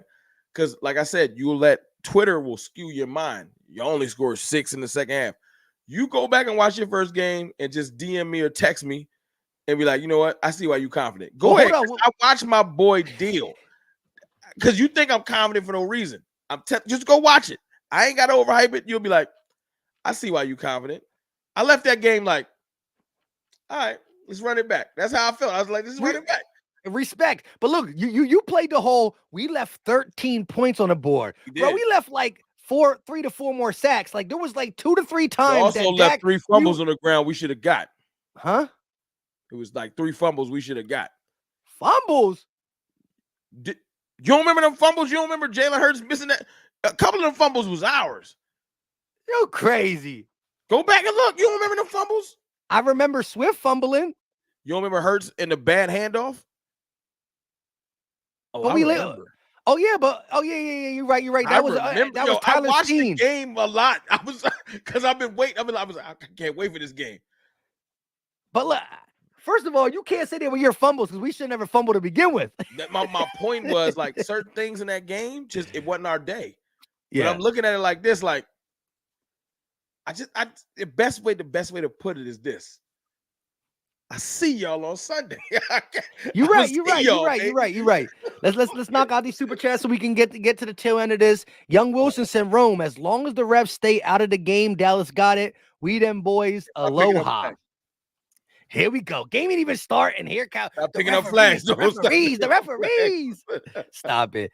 Stark said, forget the typos. This iPad and Scotch got me. Hey, Stark, Oh, ain't Live no, your best life. mine is You know what I gone. mean? It Look, was in there. It's gone. I'm saving this for the weekend. You know what I mean? Y'all treat me right on Sundays. Y'all be having I'm me gonna be feeling real hurt. good. I'm gonna be hurt, Mike, because I'm gonna be out there from like 12 to the game. No post game for you. No post game for CFT. Oh no, y'all ain't getting no y'all content gonna be different. I might need to drink water all day. I'm gonna be Nah, out there if for a you minute. win, you're gonna find a way to get on the camera, no matter what. Yeah, it might be late because I don't know how to look. I got T-Mobile, man. So listen, as much as I want to post something, it's up to They might not let you. It's up to T-Mobile. If it ain't no Wi-Fi, it ain't happening. Titan Omega said off topic, but the Steelers are getting cooked by Bailey Zapp, 21-3. Sheesh. I ain't looked at the game. I forgot it was a game on. Yeah, 21-3. it's hard to get up for a Patriots Steelers. Even though I like the Steelers defense for sure. So, but shout out to Omega for letting us know that. And shout out to we had about 600 plus in here the whole time. We're live on both channels. Hit that like button wherever you're watching it. It's free, easy, don't cost a thing. It's greatly appreciated. We got, like I said, 600 plus the whole time. Let's get these super chats out, and then we'll talk a little bit nitty gritty, and then get up out of here. Facts. Keith said, "I didn't research team. I didn't do the research. I had the same surgery. There you go. They had appendicitis. Well, I respect that, and I mean, well, I guess it happened to anybody, but I'm glad you was good. Appendicitis. They said Mike was like, "Yo, my side hurt," and he was getting surgery. All right, well, we caught up with this last one. Sammy with the $20 super chat. Much love to both of you, but it's all about them 49ers. Deal with that. Cowboys / Eagles is basically a battle for who will lose in the NFC Championship. I'm gonna give you some love because you dropped the dub, but nah, I'm gonna do you like I've been doing the Eagles. We'll see y'all when we see y'all. Lord have mercy on our souls. They straight up said, like, yo. Look, you know what makes me mad? They get to walk around and say we blew both of y'all out. That's cool. Yeah. We'll see y'all when we see y'all. I can't look. It is what it is at this point, and until we get to play again. And look, Niners, don't go ahead and slip around and lose in the divisional round or some like that. Like I'm saying, like, look, football is that weird sport. Man. Listen, it's not a best of 3. It's not a best of 7. It's who's best on that day. Because look at this, right? When Daniel Jones and the Giants beat the Vikings, right? Yeah. Did we think Daniel Jones can replicate that type of game twice? Probably not. He had but one listen, of days, though. That day, Daniel Jones and the Giants were playing really good. Like, it's nothing. The Vikings are the Vikings, regardless. But if Daniel Jones and the Giants team duplicated that more often, they would have been in a better situation because they played a great brand of football that game. They had a day. That's why I told you to watch them last 4 games. Because you play us, and then you be like, man, the Seahawks ain't the Seahawks. Metcalf can get dangerous. I watched that whole game. Listen, I haven't watched much Seahawks games until I watched you guys play because I was like, I was Team Seattle for a little bit. Yeah. And that young boy, Jackson Smith, he a problem. A Jigma, yeah. I just wanted to get out. That was a catch. At one point, I just wanted to get out of there. Like, that was a catch. Was like, yo, he can play, and then Lockett can play. Like, they got weapons. It's all about can Geno deal. Facts. All right, so let me ask you. In this game, of course, you talked about your run game, right? But you think that you're gonna pretty much base this off. You got Dak Prescott throwing the ball, 35 plus times. You think he's gonna, if it's a win, it's gonna be on the back of your passing game and Dak Prescott. We're gonna run the ball. Tony Pollard, they're gonna try to get Tony Pollard established. They're not gonna be stupid. You know what I'm saying? You don't want to tip your hat to just be like, even if your secondary is bad, you don't want to just be like, y'all don't have to worry about the run game. We're gonna run the ball. And we're gonna try to see if that run game defense is like it being like leaky. Is it a fluke or is it just like it was them games y'all was tired? Because my thing is this: if we can establish the run, that's even worse for y'all. Because now we can start playing leverage games. You know what I'm saying? And your defense is gonna have to come up to stop it. So we'll see. We can run the ball.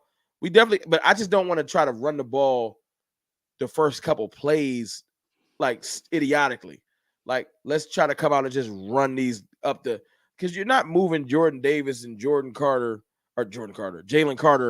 against their will early in the game. Your best bet is to run them around and then moved them around in the third quarter when they winded. Mm-hmm. Jalen Carter and Jordan Davis off the bus, off the fresh Gatorade, they ain't the down to be trying to do it. Come back in this third quarter when he done had 40 plays, and let's try to get him when he winded. You know what I'm saying? This is a game of just being smart. But this is 100% this game is going to, if it's on 4. You've heard me say all kinds of times when it's like, I mean, it wasn't on Dak. No, we win this game, it's going to be the back of 4. And defensively, the back of 11. Because 11 can change a whole game. I know y'all think that Lane Johnson, it don't exist. I'm telling you right now, 11 can change a game. Especially if you end up on Mailata. Because Mailata been looking suspect. Lane Johnson is Lane Johnson. I ain't got nothing to say about Lane Johnson. He that dude. But Mailata, I watched Sam Williams beat him the last time we played y'all. And I know if Sam Williams can beat him, Micah can beat him. Yeah, I mean, as long as Sam Williams can stay off that, that craziness. Look, he been straight. He beat Mailata last game. Yeah. Go watch that game, Mike. You ain't gonna enjoy it. You won. Yeah, I mean, look, I look, at the end of the day, for everybody, look, and I know you want to expose our secondary, right? And you did last game. You played a great brand of football, but again, I think watching what you did versus our zone, versus some of our blitzes, the way Dak Prescott extended plays, I mean, it's a lot of teach film for us to watch and us to correct changes. Not saying you don't got an adjustment to make, which you probably will, whether it's run the ball more, do this, that, and the third. But my main thing is, and I got mad respect for what Dak's been doing, but I want to take CeeDee Lamb away. It's not going to be easy. It's not going to be fun. It's going to leave some other people exposed on the island. I would love you to leave Ferg and Cooks alone. Go ahead. We had a game during this stretch where Cooks had like 160 yards because they were trying to take CeeDee Lamb away. So correct. And look again, here's my thing. See, like, you think I'm saying take CeeDee Lamb away and that's it. No, this is why you go into halftime and you adjust, right? Okay, CeeDee Lamb has 22 yards at half and Cook's got a $112, $115. Really. Guess what? Really. Game plan change. Who locking him up like that? Ain't nobody. No, I understand that, but I'm just saying the game plan changes. But my thing is this: you can't go into the game and start getting beat, diced up the same exact way you came out of it. So I need to see somebody else do it. And again, as you, the Cowboy fan, you believe you got the tools to have other people go off, and I respect that. And I'm not saying you don't, but again, how much you think we gonna score this game, Mike? What you think your defense about to do? I think our defense is holding you to 20. I got y'all scoring 29. Yeah, that's about right. We gonna not that we're gonna score 29. It's gonna be some points scored on Sunday. I got the game being 37 to 29. Our defense ain't giving y'all 37, bro. Our defense ain't no. Listen, not after last week. Nah, we ain't the Commanders, dog. We got too many good defenders. No. I mean, you had them same defenders in Seattle too. No, I don't see it. Well, wait, you were home too against Seattle, right? He was home. What Seattle put up? 35? Yeah, and a couple of those plays, we was being arrogant, trying to cover DJ Metcalf with no safety help. Y'all not getting that no more. That was stupidity. You think we about to give you AJ Brown and AJ Brown versus Deron Bland on a practice drill with no safety help? You're not getting that.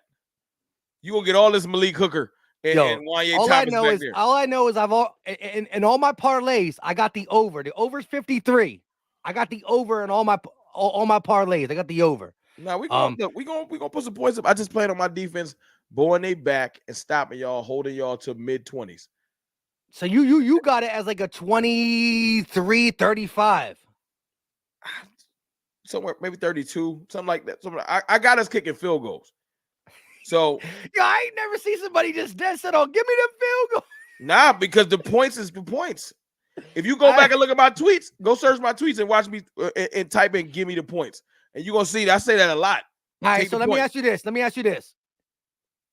Philly goes down and scores on an opening drive. Yep. Y'all march down, which happens a lot to us. I don't know why. Huh? That happens a lot to us. That's the thing. All right. I don't know. Yeah, I mean, listen, I saw the Chargers go down and score on the opening drive against you. We good for our defense. Just I don't know. They be tripping. Yeah, look, I saw the I saw the Chargers score on their opening drive, and then they didn't score again to the and then fourth our quarter. defense getting bowed back. I don't know what it is. So let me ask you this. All right. Philly go down and score in y'all opening drive. Dallas gets the ball. They go down the field. They're at the 16-yard line. Yeah. And it is 4th and 3. Take the 3. You will. You're not even thinking about going for it. On a 16. Early in the game, take the 3. Right. Because I plan on my defense making adjustments. And then it's 10-7. Take the 3. Because the threes look like they pointless until you look up and be like, yo, when you moving the ball good and you look up and you got 12 points, Mike, 12 points is a lot of points. Yeah, we got 21. That's cool with me, dog. Nah, but it don't work like that, though. Because we have a unlike y'all, this is the difference, Mike. Unlike I thought y'all, the same thing went against the Niners. No, I get you, but we got 2 field goals. We have a top 5 defense. They got 2 touchdowns. This ain't 2022. We got a top 5 defense. Y'all defense is ranked 24th and 29th versus the pass. You can't live off last year. CJ Gardner-Johnson not walking through that door. I know y'all trying to bring Sue back through that door, but he ain't gonna play this week. Check this out, though. Check this out. Guess what? All them teams that threw for 300 on us, they somehow took losses, though. I give you that. And you know who used to say that last year? Everything is right till it's not. I watched the Vikings beat teams the same way last year. The Vikings were never 10-2. The Vikings were like 13-1 last year. Last year? Yes, 13-1. Go look it up. And then we beat them 43-3 because they was suspect. Yeah, 13-1 last year. Look it up. Guess who gave them 1? Y'all That's did. Cab. Yep. When we pull up, y'all beat them. Y'all beat them second week. Yo, they peeled off like 12 straight wins. I know they were good last year, but I don't know if that good. That's why when they lost to the Giants, it was like, huh? And the only reason, because they lost a couple games. When we was the y'all beat them, and it ain't lose again until they played us. And we beat them 40-3. Okay, cool. But let me just say this. Now, I'm not saying y'all the Vikings. I'm saying that you can win a whole lot of score games like that. Your luck can go, because Mike, you acting like football not a game of luck. It's a game of inches, not necessarily luck. Game of inches. If AJ don't, and this is a lot of ifs, but then my point is, ifs go your way and sometimes they don't. That's why the blowouts matter. When was the last time y'all had a dominant win? Because I'll bet you one thing I'm gonna say to you while I got you on this stream. If I hear one more y'all say, yo, we ain't even played our best ball yet. It is December. We ain't even play our best ball yet. You can't be saying that. It's gonna be next year. All right, we about to play. No, but guess what? This your team. Our best ball. Ain't no best ball coming. This the team. When is the first playoff game? In 2024. That's when our best game is coming next year. Or what if it's the game where everything falls apart? Now look. I will say to you real quick. Yeah, you keep playing close games. Eventually, the ball's going to bounce a different way, and bada bing, bada boom, you take a L, right? However, when you keep talking about our pass defense has not been good. Bro, overall I lived this season. I lived the life for 3 to 4 years. You know them Cowboys teams y'all love to make fun of? Dak Prescott, all them number 1 offenses. Go back and look at them defenses. When it was time, the defense let him down. And I watched LB say it. I got the clip in my phone. He hate when I post it. He say, Jalen Hurts did his job. Defense let him down. I'm telling you right now, you know that in the playoffs, you're going to be looking at one side of the ball. You've noticed during the stream, I ain't hate on AJ. I ain't hate on Devontae. I ain't hate on Hurts. I said y'all going to come out doing y'all thing. Hair on fire. I'm confident because I have no faith in your defense. And it's players on your defense I do. Reddick going ball. Slay going ball. Right? Jalen Carter. And Fletcher the whole Cox. D-line. And Fletcher Cox. Look. But that leaves like 5 dudes. I'm like, they food. And that's how I feel. They food. Hold on, but yo, I mean, Reed Blankenship got the most votes for the Pro Bowl for some reason. He can't be that bad of a player, right? Why he leading in NFC votes? Downhill safety. His coverage is trash, and you know it. He's not the look, at the end of the day, he can tackle, he is physical, and if the ball's in front of him, his interception skills is great. But you get him moving side to side. But guess what? Hold up though. Again, Sam Howell threw the ball on us for 300 yards twice, came away with loss. Mac Jones threw for 300, came away with a loss. Mac Jones is trash. Yes. And look, sometimes but here's the thing. If you're telling me you're going to beat us because you're going to dice up our secondary, well, guess what? I watched you dice up our secondary and still lose. So my whole thing is like this. Like, I'm not here to argue that we're going to be the 2000 Ravens. Yeah, we're going to be the 2017 Eagles defense. My defense does not give y'all 28. That's what I'm telling you is this, though. I watched you have a very good statistical game, but only be able to get 20-something points on the board. I watched you throw for 300. So if you're holding your head on that if we throw for another 300, we're going to win. It ain't even a throw for 300. History showed it didn't work that way. It's the fact that the play just 7. We lost by 5. The big boy plays. It's the big boy plays. It's just the 7. We lost down. by 5. I watched one play, and this ain't blaming on the refs. I just needed my dog to run a yard deeper. Let me just say this. Blankenship. He scored. His knee was on the other side of the line. If you my point is he made the catch. Y'all lost. No, he made the catch and the throw was made. My point is this. The confidence is there. I'm like, oh, okay, we lost. He wasn't in the end zone. My point was, did the play actually get executed? He just didn't go deep enough. He go 1 yard deeper. Get executed. It didn't. My point is this, Mike. Down. You can feel like that. My point is this. I know that we can beat y'all. I know we can. And this ain't false confidence. You can laugh at me. You can say we lost, and I'll give you your victory. But I'm telling you right now, on Sunday, don't be surprised when you like, this Cowboys team is better than I really thought. Cowboys are a good football team. See, I'm laughing because you just said that it executed, but if a 4th down play doesn't get the first down or the touchdown, it's not executed. Bro, I've seen the same type of play be a touchdown for Travis Kelce. It's open to interpretation. The ball was in the end zone. They said his knee was down before it got in the end zone. It's open to interpretation. I've seen when you're a certain type of player, you get that call. No, hold up. I can send you the play. I've seen because I had to research it. I said I've seen Travis Kelce. No way. I've seen players. Look, put it like this. The first game versus us, Jalen Hurts. I'm gonna send you this play tonight because you think it's funny. When your knee go down, it's open to interpretation. I seen Jalen Hurts get tackled behind the line.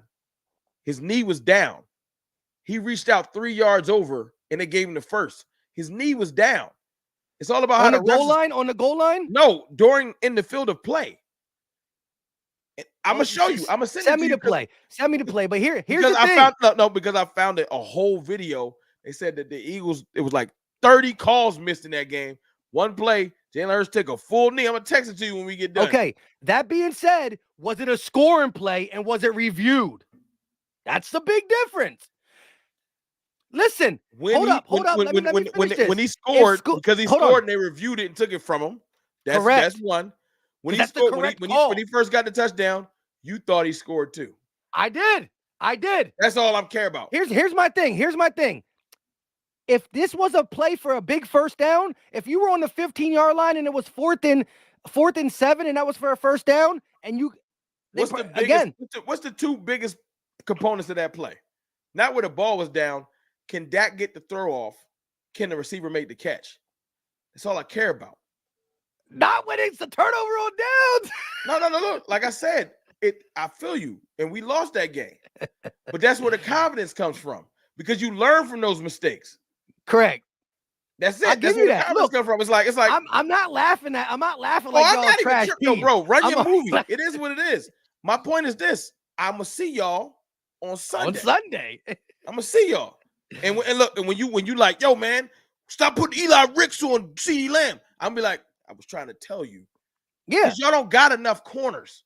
But guess what? I heard somebody say, yo, put Bradley Roby on. Put him on. See, put Bradley Roby on CeeDee Lamb. And think this is 2018. I dare you. What I want to hear from you, here's my thing. See, like, this is what I thought I was going to hear from you. not the fact that our corners are going to get sliced and diced by you. I can accept that. Now, there's still somewhere in my head that says, man, if we can play the second half of the Rams game, or how we played against the Chiefs, or how we did the first half against the Bills, or how we did against the Dolphins, right? There's still that. But look, if Those we come up, quarterbacks ain't Dak Prescott. Yeah, I'm saying it. Those quarterbacks not Dak Prescott. Okay, but let me finish this topic. There's still a piece in my head that says there's an opportunity for us to play better, not shut you down, but better in the back end, right? I'm with you. You right. However, I love that statement. There's an opportunity for us to play better. Not again, I'm not saying shut you guys down. Our defense is our back end is our weak link. But here's my thing. What I thought you were going to be saying is, I don't even care what Dak does 300 yards in the air or not. He's going to be better on third down, which he wasn't versus the Eagles. He's going to be better in the red zone, which he wasn't versus the Eagles. Because here's the thing. If you come out this game and Dak Prescott, if the game goes into halftime, tie game, or we're down 3, or we're up 3, and Dak Prescott got $170, $189 in the first half, I'm like this. Cool, right? I seen it in Philly, beat it. And I'm seeing it again, and there's a chance to beat it. What I don't want to see Dak do is be in the first half 5 of 5 on third down. That is going to scare me. Forget his yardage. That is what's going to scare me. What if your defense plays better, right? What if my defense shows? What if that top 3 defense shows up? Then we're in trouble. That's my point. Because as much as people say y'all played an A+ game, no, our offense played an A+ game. Y'all scored 28. Our defense ain't show up. That's why I be hating when people say that, because they ignoring the side of the ball. Dak Prescott did play great. Our defense didn't. If our defense, if you had a bet right now, Mike, and say whose defense can raise their level of play better, the one that's ranked 3rd in the league or the other one? If our defense shows up to play and just hold y'all down, I need them to hold y'all down one more touchdown. If y'all and make that a field goal. It's not about it's like we said, it's a game of inches. That's why you're saying take the 3. I don't care. If I can hold y'all to 24, right? Instead of the 28, we win. I ain't tripping. We take our points when we get them. It's all about when to go for it on 4th. And early in the game, just take your W's. All right, we ain't get the 7. Take the 3. Take the 3, because I have faith that over time, our defense will get us the ball back. Like last week, you planned on Seattle. Come on, come through. Our defense got right at the right time. Yeah, it was only 2 possessions, but that's what they needed. I got faith that eventually, because we got some veterans on that team that really do show up. I got faith in Gilmore. For real. It's a lot of players in this league that I don't feel like within a 10 to 15-yard radius, they don't want nothing to do with A.J. Brown. Gilmore, one of them, because technique going to carry him through. Now, if it's like a slant and go, or a slant and go, and it's no safety over the top, yeah, he's going to beat Gilmore because he can't run 20 miles an hour anymore. But if he can keep him in front of him, and it's a game of chess, like I'm going to run stops, I'm going to run slants, Gilly ain't no little boy. He can handle A.J. He not like little, like Deron Bland is just too little. Now, you'll say, well, what Deron Bland going to do with Smitty? Get some safety help? That's what he going to get. That's what he going to get, because anybody covering Smitty by themselves? And again, I hope that leads to us running the ball more. Look, my side of the panel is thinking the Eagles are going to win. Yours is thinking the Cowboys are going to win. No ifs, ands, or buts about it. My whole thing is this. If you want to talk about whose defense can raise the bar, it's yours. If you want to talk about whose offense has been better overall statistically, it's yours.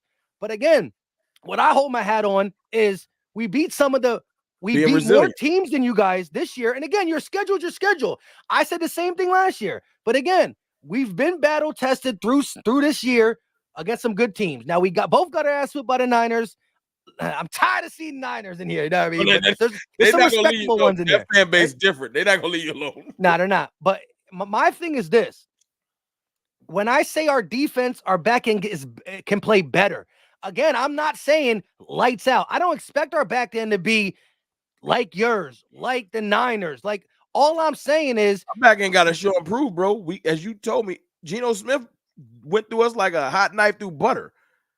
So we got it. Look, our back end, there's no walking into this game overconfident. Correct. We're walking in on pins and needles too. My thing is this: I feel like we gonna play loose. We play worse when we play tight. I feel like I feel like we finally got it. Don't nobody believe in us anyway. I'm not trying to be funny. The media is like, yo, y'all ain't playing nobody. Y'all about to play a real team. It's over. I feel like we gonna walk into this game like, yo, let the chips fall where they may. What's the worst that can happen? Yo, what's really the worst that can happen? Y'all gonna say the same thing y'all been saying all year? See, I told y'all couldn't beat nobody. Yeah, but it's not. But like again, like I look at it bigger than like the trash talking is cool. It's cool, but I look at it as like, of course. I mean, I again coming off a Super Bowl loss, I'm still here in the every week game scenario, right? And there's things we got to clean up. I see a super chat down the line saying our defense ain't championship material. It's not playing like that, right? There's a sliver of me that says we have the tools if executed right that we can get to it. But I'm not stupid. I see what's going on. And if I had to bet, if someone told me right now, $100 you get it right, will Dak throw for over 300? I'll probably say, yeah, he will. He will.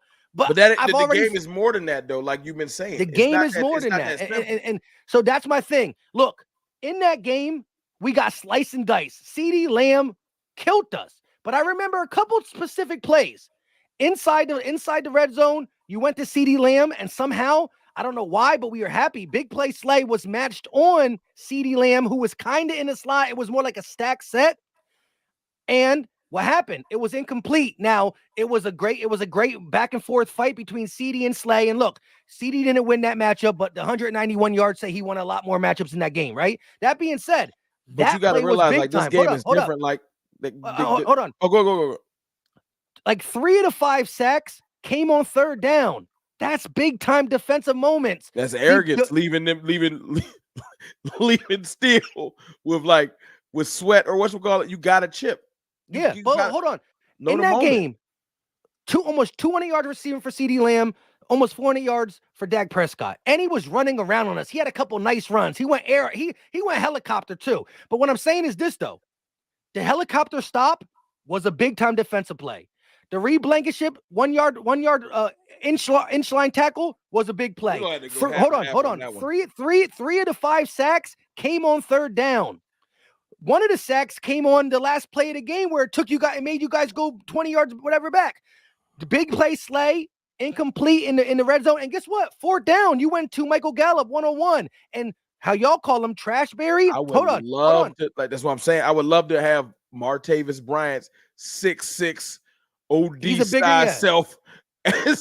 Look, what I'm saying is if you've watched that whole film, our defense was trash, but there was about 8 or 9 plays we made on the proper down that makes me that prevailed us for the win. So look, our defense got sliced and diced, but without a 4th down, we stopped y'all twice on 4th down. 5 sacks, 3 of them on 3rd down.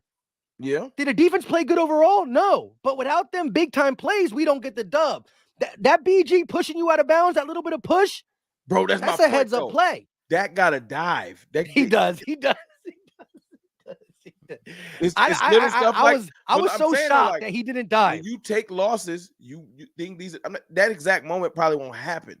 Yeah, it's not gonna be exactly that again. My point is, you got to understand the urgency of what this game is. And I will tell you this though, we're a little bit faster. We're a little bit different on this home turf. We different. Yeah, you are. What are y'all? You're a little different.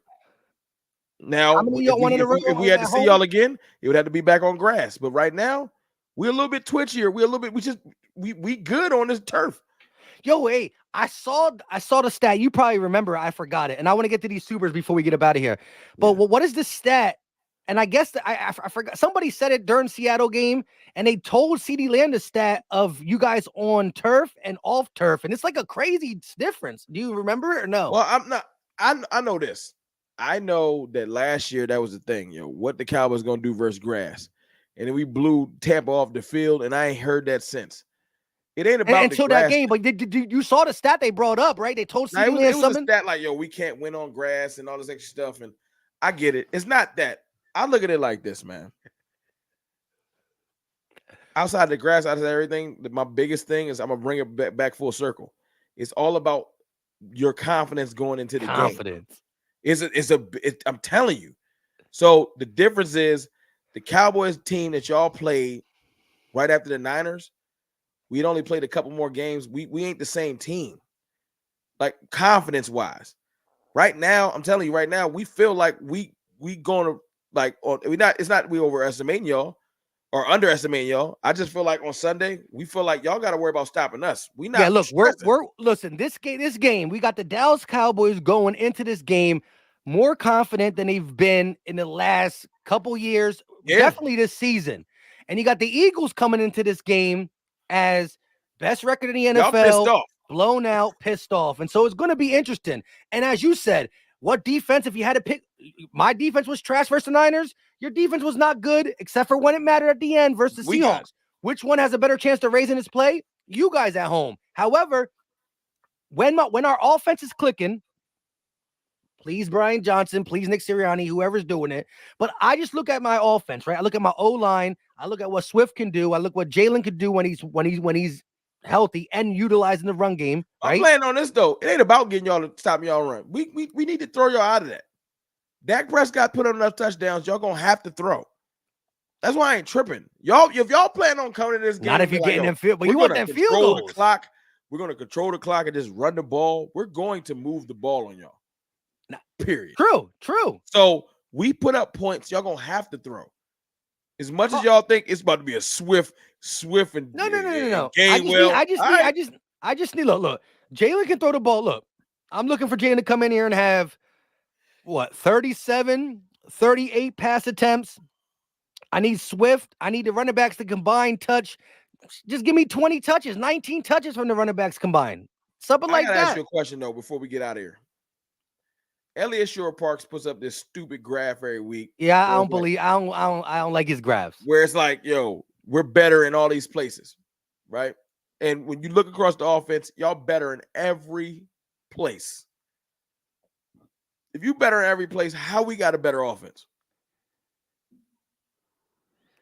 But you say you don't believe in it, so I don't expect you to answer it. But it's very confusing because it's like receiver wasn't even close. Like, yo, we got way better receivers, better tight end, better O-line, better quarterback, better running back. And I'm like, shouldn't y'all be blowing? He had all of them better. I just brushed by. I didn't really look at it. Only thing he gave to us was linebackers and corners. Linebackers and corners. Out of a whole graph. And I was like, yo, we supposed to get blown out by 50. We only better at 2 positions. Now, you just said you don't rock with him, so no need to answer it. Yeah. I definitely don't. I seen him tweet earlier today something along the lines that every GM in the National Football League will take the Eagles roster over the Niners and the Cowboys, and so I think all 3 rosters are good, right? A lot of people think our roster is being mishandled with coaches, but guess what? These are the coaches for this year, so it is what it is. I'm gonna tell you one thing you're gonna get mad at, and then you can end it. Y'all gonna realize next year, bro, this is not basketball. You cannot trade for a player and throw him on this ain't just throw Kevin Durant on the court. Y'all doing Shaq a disservice. Putting him out there is not knowing y'all scheme exactly. Yes, Shaq can tackle, but when it starts getting all these passing concepts, communication, and you just been out there for 5 days, I don't want to hear, why we trade for Shaq Leonard? Shaq, I'm like, hey, dog, I've been out here for 35, 45 minutes. Because Bayard is not as bad as he been looking, but he been trying to learn the defense on the fly. Now, I don't feel bad. I'm just telling you the logical reason. If he had a whole offseason or a couple of weeks, he'd be a lot different. But he been literally learning the defense like y'all about to do to Shaq Leonard. Y'all not going to get the real Shaq Leonard to like the second Giants game. And I'm cool with that. Yeah, figure it out versus Seattle. I just want to beat y'all. I don't care. No. I totally agree with you in that situation. But look, at the end of the day, we had to do it, right? Like, we're not going to play you with 11 players, or with Cunningham back and Morrow. Yeah, but again, if one of them get nicked up, now you're talking about a rookie UDFA because we let go of Ellis. Right. I respect it. Look, I'm just saying, as your rival, I don't care. No, look, I'm saying, like, y'all be doing that. Y'all be throwing players out on the field in 35 minutes and then be hating on them. I don't. And listen, and look, during the game, if Shaq Leonard gets beat, I'm gonna be like, come on, Shaq, got to be better. But I listen. But look, that is a during the game thing, right? Well, Of yeah. course, I'm gonna say, look, I stuck up for Byard in the first 2 weeks, and now we're starting to see a little bit more of normal Byard. He started to get his feel around the Chiefs game and the Bills game, right? All that being said, these are long haul moves, right? Yes, Nah, we need to win. We need to worry about Dallas right now, but again, Shaq will pay more dividends in the playoffs. But I don't think like this week, I'm throwing right at him. Show me. I would too. I Show would me. too. And that's not me calling him trash. That's me being logical. Yo, you just got there. Yeah, he's not going to have enough confidence where he looks at Byard and gets communication. Next, you know, he tried to pass the coverage off to Byard. Byard goes to the right. Next, y'all gotta have. Jake Ferguson up and running the scene. It don't matter. It's just defense. I'm like, nah. Communication is key. It is. And if we handle our business and don't let y'all take over our stadium, because there's gonna be a lot of y'all down there. We are all over the world. I know it's gonna be a lot of y'all down there. But if we handle our business, it won't be like y'all home field. Y'all had the crowd and everything behind y'all. Lately, because of this home field winning streak, our crowd been getting better and better on the regular, just because the momentum of it building. So it's a little bit different. But I will tell you, everything's going good. It's a lot of them seats wide open. Up. There's a lot of them seats wide open because I've been looking. But whatever Philly fans come, they better be ready to drop a G, because that's just the seats that's available. They have 1,000 apiece. So go get them. I hear you. But real quick, he said, Niner Nation, please be quieter until the mission is complete. We have weird injuries in opportune times. Let's not jinx ourselves. Shout out to Keith. Because that's what I be texting him. I'm like, yo, y'all be talking crazy till Debo get an ankle. So he know. Yeah. and football's weird like that. But Glenn said, Rome, hey, I'm gonna miss you in the hospital to the 17th. Please get hype for me at the tailgate. Hey, Glenn, I'm gonna email you. That's my dog, Glenn White, man. I'm gonna email you. And yo, Eagle fans, if y'all go down there, you know, you got to be as loud as possible. You know, CFT gonna be in the building. I want him to see a lot of green up in there. You know. Yo, I'm gonna be out there. Look, man, I welcome the smoke, but remember, it's a game, man. This ain't ain't no serious. Like you said, say Bloods and Crips. I'm not gonna grit my teeth when I see Eagles fans. It's all fun. Let's enjoy it. Facts. Stark said, Mike, the unfortunate truth is our defense is not championship quality. We need the offense to be lights out, or we're not going to the dance. I totally agree. And at this point, I want to see every single week, as again, Kevin Byard a couple weeks ago got here. Shaq a couple weeks got here. Bradley Roby was a midseason addition, right? We got starters who are midseason additions. A whole different defense.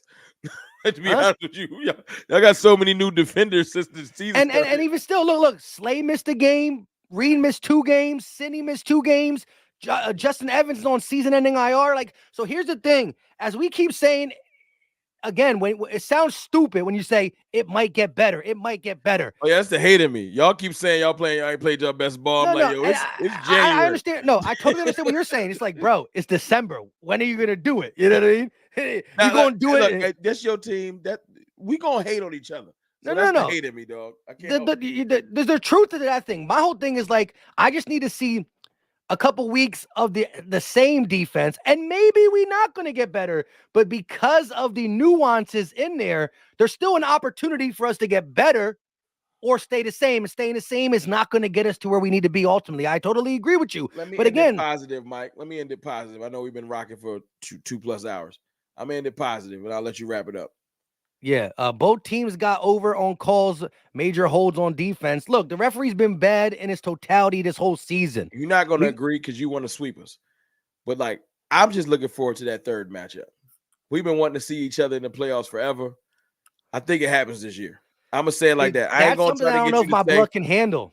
I'm looking forward to us in the playoffs. It's a long time coming. I think it's going to line up this year to where we play each other in the playoffs. Let's get to it. That's all I'm going to say. Because I'm not going to get you to say, well, we'll lose and then we'll line up for the third game. I know you ain't going to say that. Well, look, I did call a split before the season started. So, you know. I would love it. Us in the playoffs.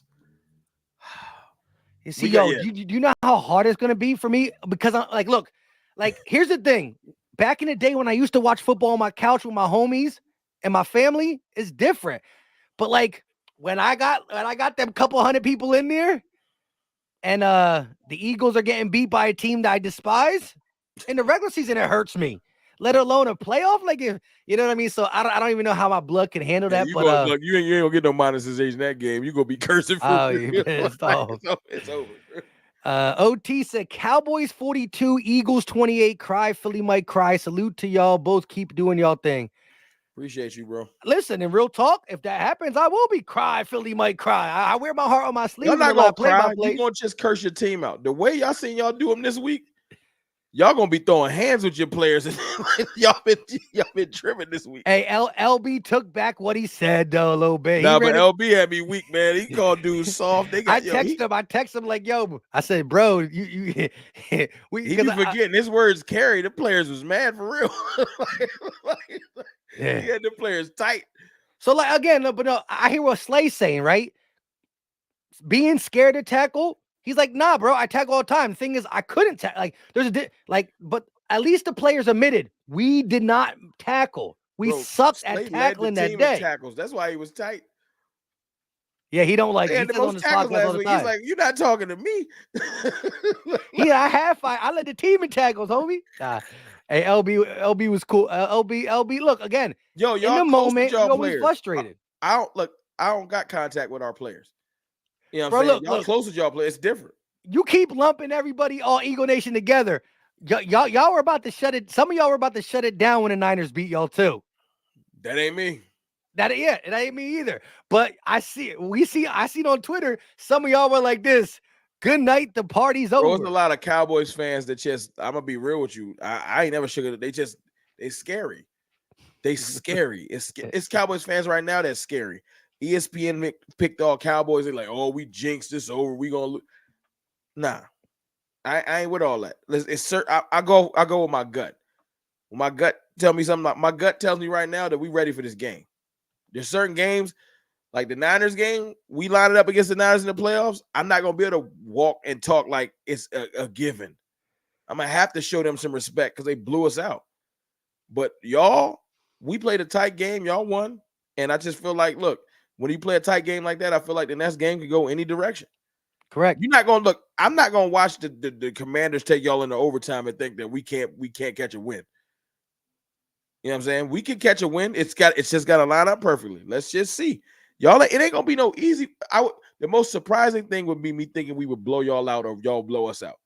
I don't see that. I just think that we can win the game. I respect it. Miss Now I would Ash. love a blowout. So would I. But I don't see it. Yeah. But look, Miss Ash said it perfectly. Confidence don't win games. It's definitely good to go in with confidence, but here or out, execution does. Both teams are going to come out confident. The team who execute best wins. Simple and plain. Right. And I think the biggest takeaway is this. The team who has the most turnovers will lose. Will lose. I don't see a team being able to turn the ball over twice compared to the other team not, and that team that turned it over twice wins. Tell you one thing, Dak ain't throwing y'all no interception in the first drive like last year. You can get that out your head. We ain't throwing no interception to Josh Sweat. Like we did last year. That was lovely. We're not spotting y'all 10. Listen, I a lot of my parlays got it over 53. Should be a good game. And good luck at the stadium. I mean, it's gonna be fun. I mean, look, I'm looking forward to it. I'm supposed to meet up with Jay Tuck, my boy DMV. A lot of Okoye is supposed to be out there. A lot of Cowboys. I'm looking forward to meeting all them brothers in person. So, you know what I'm saying? Damn, a lot of y'all going out there. That's even look. I got love for you outside of the game of football, but that's gonna be even greater. If I can see the whole collab of just like, damn, we almost had it. I don't think we're gonna be able to do no like they don't be like no joint roundtable enough. What about a pregame? Nah, I think we'll all be at the tailgate area. You know what I'm saying? I just look, I'm not like it's one of those things where I'm a fan too. Oh yeah. I just want to meet these brothers, say what's up. I mean, maybe take a flick. I'm not trying to break a camera out, we do that already. I want to enjoy the fan experience and just be out there. It's your first Cowboys Eagles game in Dallas? Yeah, first Cowboys Eagles game in Dallas. Yeah, no question. So now next year, I talked to Okoye. Next year, I'm coming to y'all joint, and I talked to LB. So listen, yo, okay, when you do come, I'm gonna get with LB too. When you do come, I'll go too. Yeah, So, so I'm he was like, we could do he's like, something. you gonna come out here and rock with us? I was like, yo, it is like people think I'm scared to come to Philly. I don't take it like that. It is what it is. I'll come out there. I just didn't plan on it this year. So next year, whenever let's handle this year first. When the schedule and stuff release, I'll get on it and I'll come up there. Facts. With all that being said, your score prediction real quick before we get out of here. I think you kind of said it, but give me all right, here. Give me a definitive score prediction and somebody's stat line or something that you think is going to happen, like a hot take. They don't got to be like super crazy take, but a take that's going to happen. Score prediction. I'll give you mine and we out. 33-24. 33-24. That's my 4 field goals that you laughing at. 33-24. That's 21 points. That's 3 touchdowns, 4 field goals. That's y'all with 3 touchdowns and 1 field goal. Because your coach too arrogant to kick field goals. I hear you. All right. So you got any thing you want to say? Like CeeDee Lamb's gonna, I know your big thing is 4 is gonna eat is cooked. I think that Dak Prescott is going to solidify himself.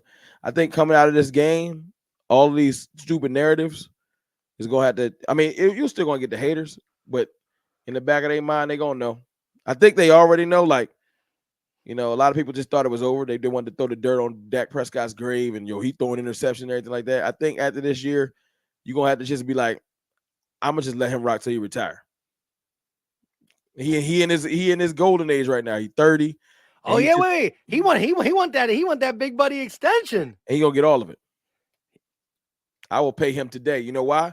Because paying Dak Prescott will get you to sign Michael Parsons and CeeDee Lamb. You need to restructure all this money and move it down the line. Paying him, but let's see, in the beginning of the year, everybody would have been scared about it. Half my fan base will sign that contract for him right now. Because you can't tell, Mike, you can hate Dak Prescott right now. Man, he playing top 5 quarterback in the league right now. Fact. I don't care if you put him 5. Pay that man. Because you got Justin Herbert making way more than him, and he is trash right now. Scored 6 the other day. Like, I don't want to hear it. I don't care about his measurables and all that. Can you play the position? I'm watching my quarterback change coverages, move safeties with his eyes. He playing great football. And I'm not talking about versus just as much as people want to say, you playing weak corners. We'll see you on Sunday. I like it. See you on Sunday. And so, look, I have this as a high scoring game too. I got y'all scoring. I said 29-37. 29 is always a weird one, but I'm gonna go. I'm actually gonna bring it down a little legit. bit. There's some field goals in there.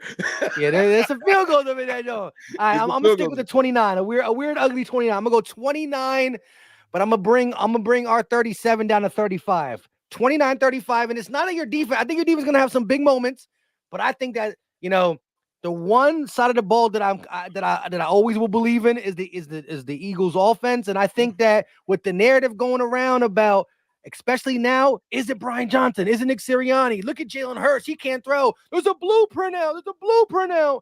I got this being our best offensive game. Now, again, our defense gonna get sliced and diced, but all I need is this. Defense. Play on third down. Do what you did. If we could replicate some of the big plays that we had last game against y'all, 3 sacks, 3 out of the 5 sacks on third down, a couple big stops inside the red zone, 2 fourth down stops. Look, it's not fun seeing CeeDee Lamb go here and there and everywhere for this one-hand catch, and he beat this guy, and he's beat 3 different guys in the secondary. It sucks seeing it, but if it ends being field goals or turnovers, I'm cool. So I need the Eagles defense to step up on the money downs, 3rd and 4th. It's going to suck if CD catches a 50-yard pass on 2nd. I'm going to be pissed in the moment, but then do something on the next 3rd down. So that's all I need to see, because I'm not going to come here and tell you that our defense is going to come here and look exponentially different. No, we are, even if we play good, we're a bend but don't break. And so we get bend over pretty badly the last couple games. Pause. Bend over way too much. Pause. That being said, play on 3rd down. I got a 35-29 in overtime. No, I'm just kidding. No overtime. 35-29. Another one that comes down. I don't know who's going to have the ball at the end. Do the Eagles score to go up 35, or is it another one of them? I'm kind of nervous. Dallas at home with Dak, like, again, I was nervous in the game when we gave you that time, and Dallas started driving down the field. He had what? It was a pass interference and a roughing the passer call, right? But It was still, wild. Go watch them plays. Them was legit calls. oh no. Yeah, I'm not saying they weren't, but I was like, dang. And then he threw a nice dot to CeeDee Lamb. So I was really nervous when you were in the 20. What I was even nervous when we I think the sacked you biggest back. X factor is Cooks, man. We weren't really using Cooks when we played y'all last time. We weren't even using them. Yeah, we you weren't. using You them weren't now. at that time. Yeah, in the last 3 games, he has like 4 touchdowns or something like that. We But just look, using them now. It's something else you got to keep an eye on. Back then, we just weren't using them. yeah. So again, I got the score being that I wanted to say who had the ball last, but like low key, I hope you don't have a chance last. I might rather have our offense have to score to get the win than our This is defense what I have to really stop feel, Dak. Mike. In the back of your players' mind, they know that this game ain't the end all be all for y'all. If we do our job, y'all will just be like, y'all got it, whatever, because we still got the division. Like y'all not gonna play as hard as us, as much as y'all want to say y'all will. If we got a good lead going into the 4th, y'all not gonna care. Y'all gonna just be like, whatever. Like y'all gonna be like, we got the lead, we still got the division out of this. Let's just go beat Seattle. We would still be in the catbird seat with the conference, the way the conference lines up, and Seattle versus Buffalo compared to the Cardinals versus Lions and the Giants versus Dolphins. And I want the division. I don't want the division. I want y'all pride. That's what I want. The win is y'all pride. I don't care about the division. Take it. Y'all win it. I want y'all pride. You want your first game, Eagles in Dallas live, to be a dub. Oh, no question. And I'm gonna walk right over to Texas live, which is like walking distance from the stadium, and we're gonna party it up there. like we'll have a good time. Should be a good one. But look, I always love chopping it up with you. And these things when we come in and we talk again, we both believe in our teams and we've seen stuff on the field to do that. It's like I'm not a Giants fan saying I'm a hope and prayer that my team just beat you because I'm a Giants fan. This is gonna be a real game. And that's why I kept it real. I never said that our defense is going to shut you down. I just hope our defense plays better. And the word better means better than what we've seen against San Fran. Better what we've seen against some of these other teams. But better doesn't mean great. Let's just handle our business so we see each other in the playoffs. That's what I need. I need to see each other. I want to see that game. You want to talk about the stakes is high. Let's handle it. Let's handle our business, whatever that may be. And I see you in the playoffs. Yeah. We both going to playoffs, but I'm talking about my team need to handle their business. And wherever the chips fall, I'm looking forward to running into y'all in the playoffs. That's when it's real. Yeah, you're right. And I will say this, and this is not to take away from the ass whooping we got against the Niners. But if somebody would have asked me after beating the Bills, after beating the Chiefs, if somebody would have asked me what is more important to you for your season, for your teams, for everything, like just like getting to the playoffs with the number 1 seed, I would have said beating the Cowboys is more important than the Niners for the number 1 seed. Yeah. But the way the Niners beat our asses now, like I said, we gonna mess that up. Niners matchup. If we get matched up with the Niners in the NFC Championship or divisional, I'm not going in here like I'm going in here confident as a fan, but I'm going here like we about to make y'all do something y'all don't want to do. Go on the road in the playoffs. We gonna mess that up for y'all. We might not get the division, but y'all gonna see some road. No. Y'all might not. Because for y'all to see the road, you'd have to make it to the NFC Championship game. Yeah. I'm not wishing no success on y'all. So I'm telling you right now. And that's why, look, I understand what you're saying. Like, you're like, we want to see the third matchup, win or lose this game, third matchup in the playoffs. I'm like this. Would it be super exciting? Yes. But I don't want to see it. No, stress, man. Listen, you want to talk about brag? We bad when we win a regular season game. Whoever would win that playoff game, I would delete the Twitter. Like, y'all got it. I'm cool. I'll take a break on that, John. For real. But with that being said, we've been going for 2:23. I told my wife I'll be downstairs at 9:30. Yeah, so I gotta have a talk with the wife after this too. So you already know. This is what we do for the teams. Listen, hit the like button on the way out. We still got 495 people in here in 2 streams. Like is free. It's easy. Don't cost a thing. Until next time, y'all know what time it is. Go Birds. You can say your own thing because I'm not saying in the other part. I'm gonna say I'll see y'all on Sunday. I'm going to say go your team, but as always, y'all on go Sunday. Birds. That's what I'm leaving with. We out. Peace.